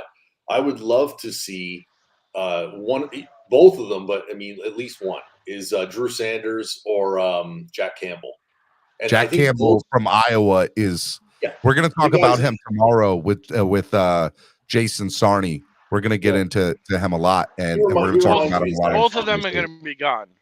I agree, but look, nobody thought Javon Holland was going to drop to where he did. I think Campbell will be there. I think Sanders will be gone late first round, but I think Campbell has a chance to slip down to round. There's going to be there, just like every year. There's going to be one or two players that we project mid to late first round picks that are going to drop to the second round. It happens every year. And so I don't see a world where the Dolphins get into the first round, But I totally see a world where if they are in love with a player, they 100% could trade up to get higher in the second round. I see that happening, you know? Steven, I got to run, but it's been a great opportunity. Great I'd love to debate. see you up here more, really, man. I'd love to and debate again, with you more. I'm sorry if I get emotional. Like I'm just. No, I'm so I emotional. enjoyed having you. Look, you and I have two different ways of look. I want people that disagree with me. I think that's what's fun about it. You know, about having a panel and debating. You know, so I'd love to see you up here more, man. It was fun talking. Yeah, I'll definitely look for. I'm gonna subscribe, and I'll definitely look for you in the future. Hit the bell notification and subscribe, and hit the like button, Mr. Negative. I've only subscribed to TD so far. That's the only one I subscribe to. I love his channel. I love his work, but I also love your work too. So you just earned yourself a subscription, sir.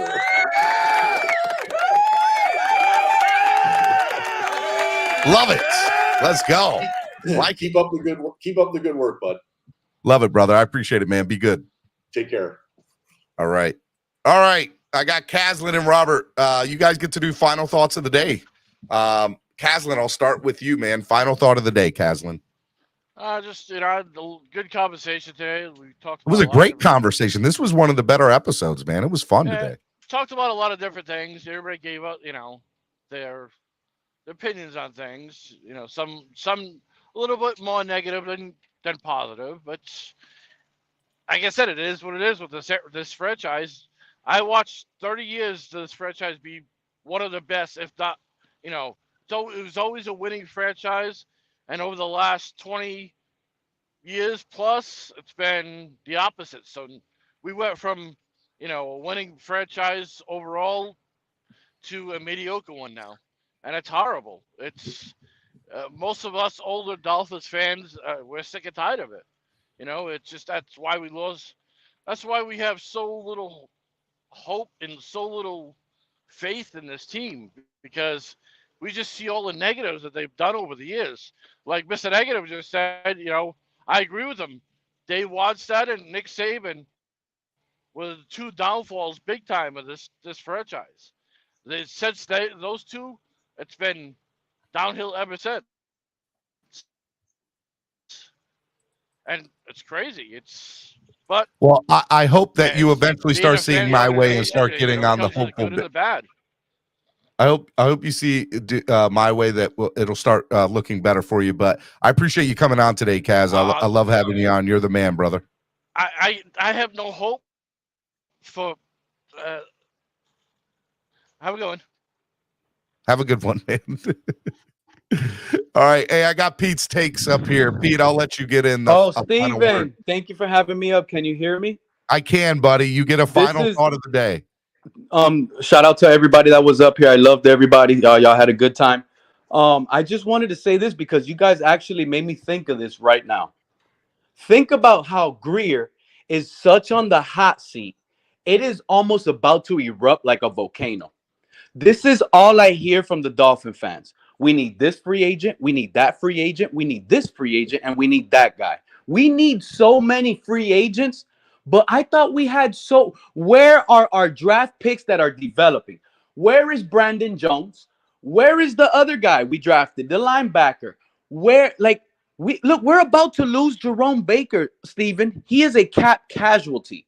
If that doesn't show, I don't know if that's the case, but I'm telling you guys from what I heard, Jerome Baker's gonna get cut. He's pretty much off the team already. From what I heard, he is not even a Dolphin right now. He is now. Are you hearing this from your gas station attendant? This one didn't come from the gas station attendant. It actually came from the guy that cleans the ceiling fans. but I know he was in his house one time. And that's a good one. It's a close source. But that's all I really wanted to bring up on the table, Steven, that I'm starting to realize that even our own draft picks and guys that sign contracts like Jerome Baker, they're getting out of here. They're walking out of the door. And it's almost unbelievable that Greer can sit here and still have a job. The Miami Dolphins are probably the best organization to work for because you could go to work late, you can miss, you don't have to call in, you can do whatever you want, and you're gonna get paid. But anyway, get I out love of you, here, Steven. I Keep love it you up, too, guys. buddy. Catch Be you next good, time. Man. Love you, brother. Oh man, ridiculous Pete take. Ridiculous. To expect anything else? No, Like, I don't. That's my buddy. I love that guy though. And I I love you mean, too, Robert. Go ahead and do your final thought of the day, man. I don't even know where to begin, Steven. You want to plan for a future when you're hedging your bets to make your future harder to get done. That's just stupid to me. I'm sorry. Like, if it goes bad, it goes bad, man. You either have it figured out or you don't. I don't know why. So, I actually do have a question for you. Yeah. If Tua gets injured, Yeah. say he misses 4 or 5 games, Mm-hmm. what do you do? Do you move on from him next year? Wolverine with the $2 donation says, like the channel, I'm a new sub. Love it, baby. Love having you, man. If I'm honest with you, Robert, I think that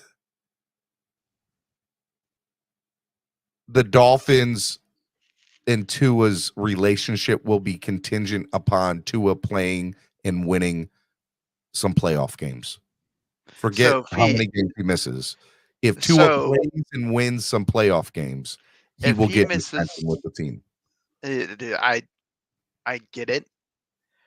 But if he misses 4 or 5 games, right? Tua's I'm telling you this, the how Tua gets an extension with the Dolphins or how they sit at a table together and come up with a future is Tua needs to win some playoff games with the Dolphins this year. If that does not happen, whether he misses 4 games, whether he misses 6, whether he misses none, whether he misses 2, he will not get an extension. Will not happen if they do not win some playoff games. Okay. So for the sake of all right. So for the sake of point of discussion, just so we cannot play in like a quasi what if land, it put it in a weird scenario to where the questions just fucked and we have these same arguments next year. Okay. All right. If he misses 4 or 5 games and you don't make the playoffs or he doesn't play in the playoffs, he's gone. Okay. There's no ands or buts about it. So with that being said, do you want and if they don't do it, like I will then yell at Greer and say, Greer, you got to answer for this. And that's fine. I would agree with that sentiment. Like preferably I want Tua to work on it. I want him to be here and I want him to play a crap ton of games. That's preference to me. But if he doesn't and he's gone, you want to hedge your bets with a 3rd string backup QB and make your draft position harder? I think that the Dolphins will have enough assets no matter if they have a late 1st round pick or a mid 1st round pick, right? You got to think if they don't make the playoffs, Robert. But who do you want as your QB? Next year, if Tua does not work out. If Tua, we're under the assumption Tua doesn't pan out. Like this is not preferential. I mean, y'all know I'm a huge Caleb fan, man. I love that kid. I think he's the best quarterback draft. He's going number 1 overall. All right. What are we trading to move up to number 1? 3 1st round draft picks, 4 1st round draft picks. I'm all for it.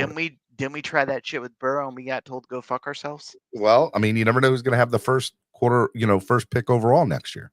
It could be a team that has a good quarterback and they're okay with it. And at that point, you're good, right? So I am okay giving up the world for Caleb. I'm biased. I'm biased on this. I think Caleb is the best quarterback draft prospect in the last however many years. Now, the other thing, Robert, I'll also say is there's 3 other quarterbacks along with Caleb that I think are going to be really good next year in next year's draft. And that's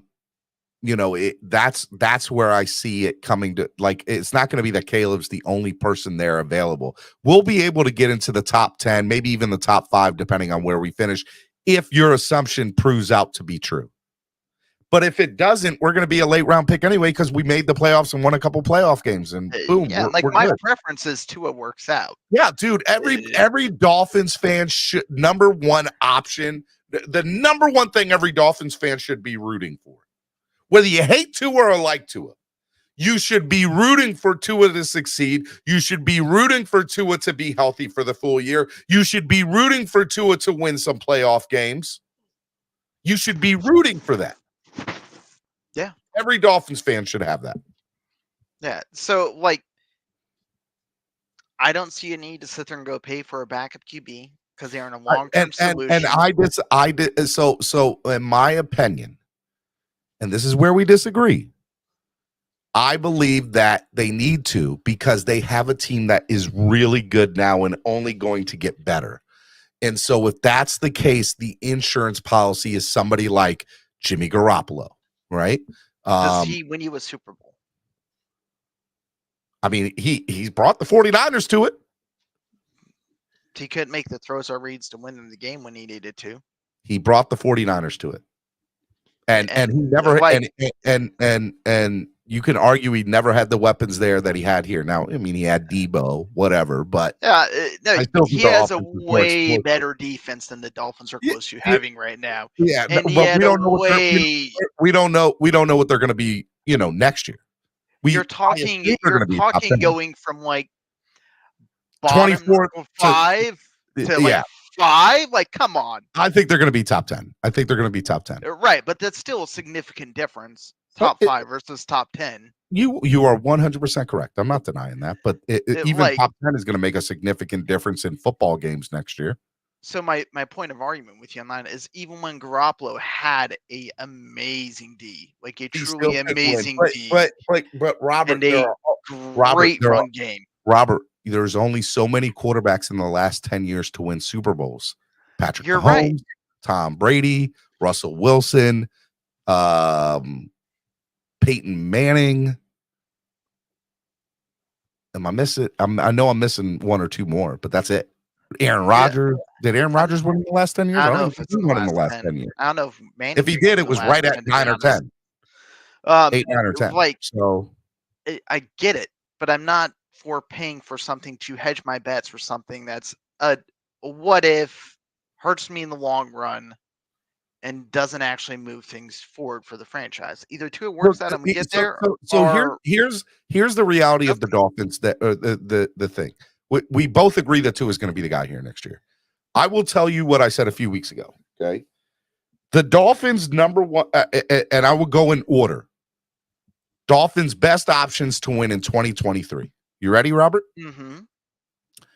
Quarterback wise.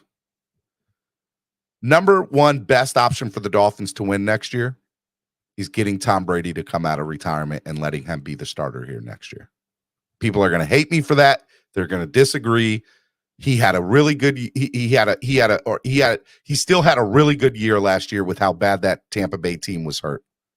Okay? He still put up over 4,000 plus yards. I would love to see what he could do in an offense like this. He retired, put him out the window, so he's not coming, right? Your second best option is Tua. You don't have to give up any draft assets. You don't have to pay him any sort of extension or money. You can let him play out on his current contract as is. He already showed you a glimpse of what he can be, and he'll have a second year with this playbook. Tua gives you the second best option to win next year if you're the Miami Dolphins. If Tua's not the guy, the third best option for the Miami Dolphins next year is Aaron Rodgers. Aaron Rodgers, yes, he would cost a bag. Yes, you'd have to give up draft picks. But I don't think you'd have to give up as much as you would for Lamar. And your money, again, yes, he would.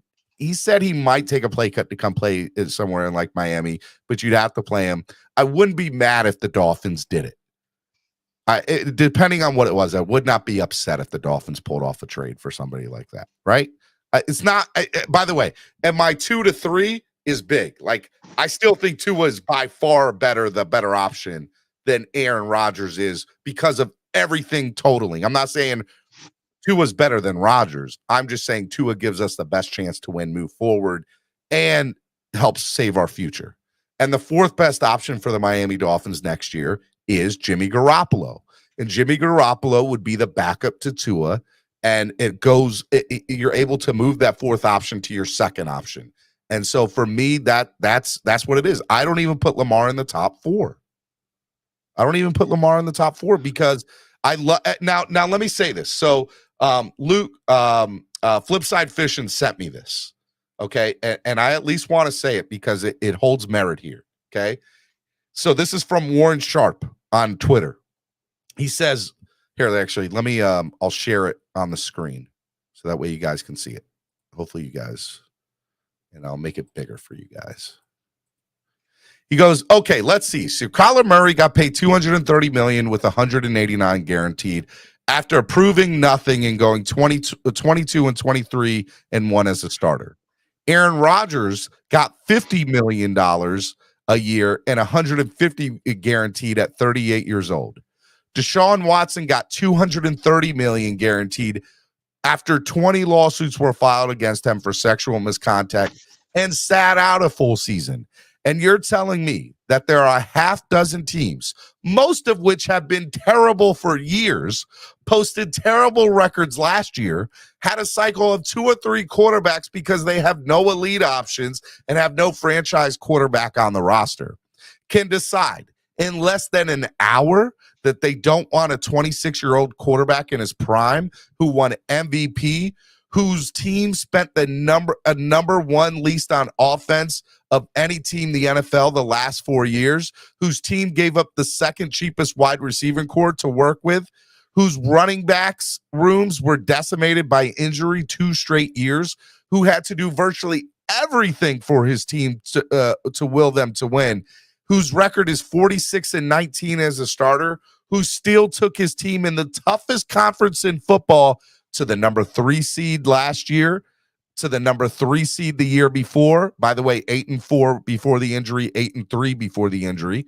Number 5 the year before that at 11-5, and number 1 the year before that at 14-2. But you have no interest in talking to him. You have no interest in negotiating directly with him. You have no interest in proposing a deal to see what happens, and you decided all of that within 60 minutes of the Ravens giving him the non-exclusive franchise tag because you have such a buttoned-up organization that is always forward-thinking and ahead of the curve, and you knew instantly that trying to sign Lamar Jackson would possibly give you more future upside than the flawless course of what you plotted for your franchise. Smells like some BS to me. I think it's a fair statement what Warren Sharp said, right? I get it.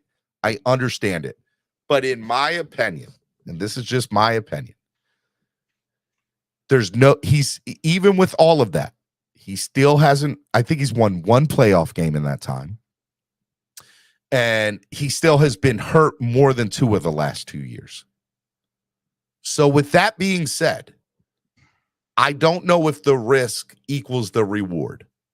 I think it's a huge gamble because if it does not work out, you do not have a future because you gave up 2 first-round draft picks. You gave him a bag. Like, I think it 100% means that. With at least Rodgers, what I am hearing through Twitter and everything and people in the know is they're saying he might go for a 2nd-round pick. He might not even have to go for a 1st-rounder. But even if it's just 1 first-rounder, I think Rodgers is ahead of that chart of what I was saying in the scenario. So for me, it goes Tom Brady 1, which will never happen because he's retired and he's all but stated as such. Number 2, it's Tua. Number 3 is Rodgers. Number 4 is Garoppolo. And Garoppolo, it doesn't even have to start right away. He can be the backup to Tua. You can pay him more than Tua. It's not going to matter. It's a great insurance. So Garoppolo to me makes so much sense, and he didn't have to give up the future for him. And God forbid he does get hurt. All you wasted was $15 million on 1 year. It didn't hurt you for the future. It has no bearing on the future. No, it absolutely has a bearing on the future. Why? Because if he works out and wins, takes us deep into the playoffs, we give Garoppolo a bag and say, come be the starter here. We saw what you did. Yeah, no, that's a whole nother conversation because I don't believe in him as a starter. But that's a personal good, opinion. bad, or indifferent. I still think that's the way I look at the Dolphins quarterback situation going into next year. Like, I get it and I get where you're coming from. I'm just not on the same page as you. Like, I understand the why, but I don't. I'm not convinced. You don't agree with it. That's fine. That's fine. I get you. I understand. If you could definitively tell me he's winning the Super Bowl, sure. But why? But Robert, why when I say that about Aaron or Lamar, you automatically. No, I don't. I count don't down care them. to trade for either of them either. Okay. All right. I just Like so you should agree that Tua is the best option this I year. do. I said Okay. that. But where we disagree on is you don't think the Dolphins should go after any other backup. I think you have two on the roster, and if two gets injured, it is what it is. You do what you do with Skyward. You sign a practice squad QB as your third backup at that point. And Robert, And the NFL, not just the Dolphins, the NFL showed us that it is imperative last year that you have 3 quarterbacks on your roster going into next year. So the Eagles had 2, right? That played. I mean, Eagles had 2 that played. You want to right? give me exceptions to the rule? That's fine. You can do that. Like we're talking about this last year, though. The Chiefs had 2 that played, right? Yep. So, by the way, the Chiefs the year before had 3.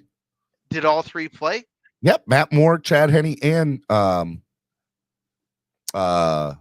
Patrick Mahomes. As a matter of fact, the first Super Bowl run that Mahomes had, I think they had 3 that all played at some point. So I'll have to check that, but the last 2 years, none of the teams in the Super Bowl had a QB or had 3 QBs play for their team. Probably not. You're probably correct. Okay, so it's a waste of money to me at that point. That is a fair statement and one that I have to think about a little bit more, because if I'm sitting here making the same statement that the last 10 running backs have all had, I should be able to make a very similar statement about the quarterback and 3 strings. So I don't know. I have to think about that. It's a very interesting point, because I'm sitting here. I guess I would be hypocritical to say otherwise if I'm saying that about the running back situation for us, right? So yeah, like it's either going to work out or it's not. I don't know. I have to think about that. That's a good point, Robert. That's a good point. That is the best point you've made all day with your argument, and one that I have to think about more. And then the other side of that too is, where else could you put that $15 million? That's at least 2 or 3 starting caliber players. Maybe not, but I don't You're think telling me you couldn't get 2 starting caliber players for $15 million. No, you can 100%, Robert. What I am telling you is I think that we're 1 or 2 players away now if 2 was healthy, right? Right. And I think we're going to get that already. So, Caslin, by the way, with his $2 donation, thank you. If you guys want to donate to the channel, they're greatly appreciated. Rodgers can be had for a 3rd round pick, he said. Yeah, if you don't have to give up a 1st round for Rodgers, it might be worth looking into. If you do not have to mortgage your future to go get Rodgers, and all you have to do is pay him a bag on a 1-year or 2-year deal, and by the way, he's all but publicly said he would take a pay cut to come down to Miami and play here, then yes, I would be okay with the Dolphins looking into Rodgers on a 1 or 2-year deal. He would probably move ahead of Tua if that's the case. But at the moment, I still think he's probably going to cost the Jets at minimum a 1st round pick. And I don't want to give up any 1st rounders at the moment. I just want to see the Jets cry in puddles of tears. That's me too. And I kind of hope Rodgers goes there and then bombs and is just absolutely horrible for them. Then I hope Rodgers holds him till like the day before draft. It was just like non-committal, and be like, "Nah, I'm good. I'm gonna retire." That would be funny, because I'll miss out on all the free agency wave at that point for the most part. Look, here's what I will do, Robert, on your final statement or in our final discussion. I will at least do more thinking about the 3 quarterback situation based on the last 10. I'm going to go through the last 10 Super Bowl teams. So the last 20, the last 10 Super Bowls, the last 20 Super Bowl teams. And I will go look into how many 3rd stringers played on any of those teams during the season. And when you look at the 3rd stringers, look at the quality of them too, because Matt Moore and Chad Henne were definitely better than Bridgewater. I would agree with that. And Bridgewater was the highest rated backup that we hold up. Let me say this. The Chiefs are a lot better team than we were those past years. Way Matt better. Moore was in contention with us for a starter, and Chad Henne was our starter at one point. Well, he had to be because Mahomes went out with an injury. Yeah, but he still took us to playoff games, and I don't think he won the playoff game, but he played well that season. All right. I don't know. So it was a good conversation today, man. I appreciate you coming on. I appreciate you debating with me. I love a good debate. People don't know I love a good debate, but I appreciate you coming on, Robert. You have a good one, Steven. Be good, man. All right, Miami Sports Music's #1 Miami fan morning show, Clock Blockers, right here on the Miami Sports Music Podcast Network. Man, we almost went 4 hours today. That's how good the conversation was today. Today was one of the best debates we've had in a long time. It was a good show. If you guys missed any of it, Cameron was on for the first hour with me, and then we had 3 good hours of conversation, and I think that last hour got really good. Mr. Negative came on. There was some good debates, and even in the last 10 minutes with Robert, it got really good too. So I hope you guys enjoyed the content today. Tomorrow, Jason Sarney will be on with me for Spread Kindness Friday. Spread kindness, positivity, and love. And we're going to be talking draft. We're going to be talking players of the draft. We're going to be talking free agents. We're going to be talking salary cap. We're going to deep dive into those things with Jason. And then on Tuesday, it's going to be great too, because we're going to have a mock draft show. And Cameron's going to come on with us. Nando will be on. And maybe even Jason Sarney will be on along with me. And we're going to be doing mock drafts. So it'll be really, really good. Callie Johnson, I appreciate the $5 donation, man. Thank you so much. When you guys donate, it helps the channel grow. Honestly, guys, it's a big deal when you guys donate. It's greatly appreciated. If everybody, all 70 of y'all donated $1 right now, would go, it would help the channel grow significantly. So thank you so much, Chris, for the $5 donation. BJ Max says, great show, Steven. Scott Jackson said, master debaters on Miami Sports Music. I'm not mad at that, man. That's pretty good. Noob says, we need a panelist evolution committee. I'd like to make some changes. You're more than welcome, Noob, to come on. I love you in the chat, Noob. You're the man. You guys are the best fans in the world. Thank you so much for today. It's been a lot of fun, and we'll keep doing it. And tomorrow's Spread Kindness Friday. I hope you guys join us right here on Clock Blockers, the #1 Miami fan morning show. We'll see y'all tomorrow. Peace. I know the whole city riding. A little early, it's a bit surprising. Business moves, now we in.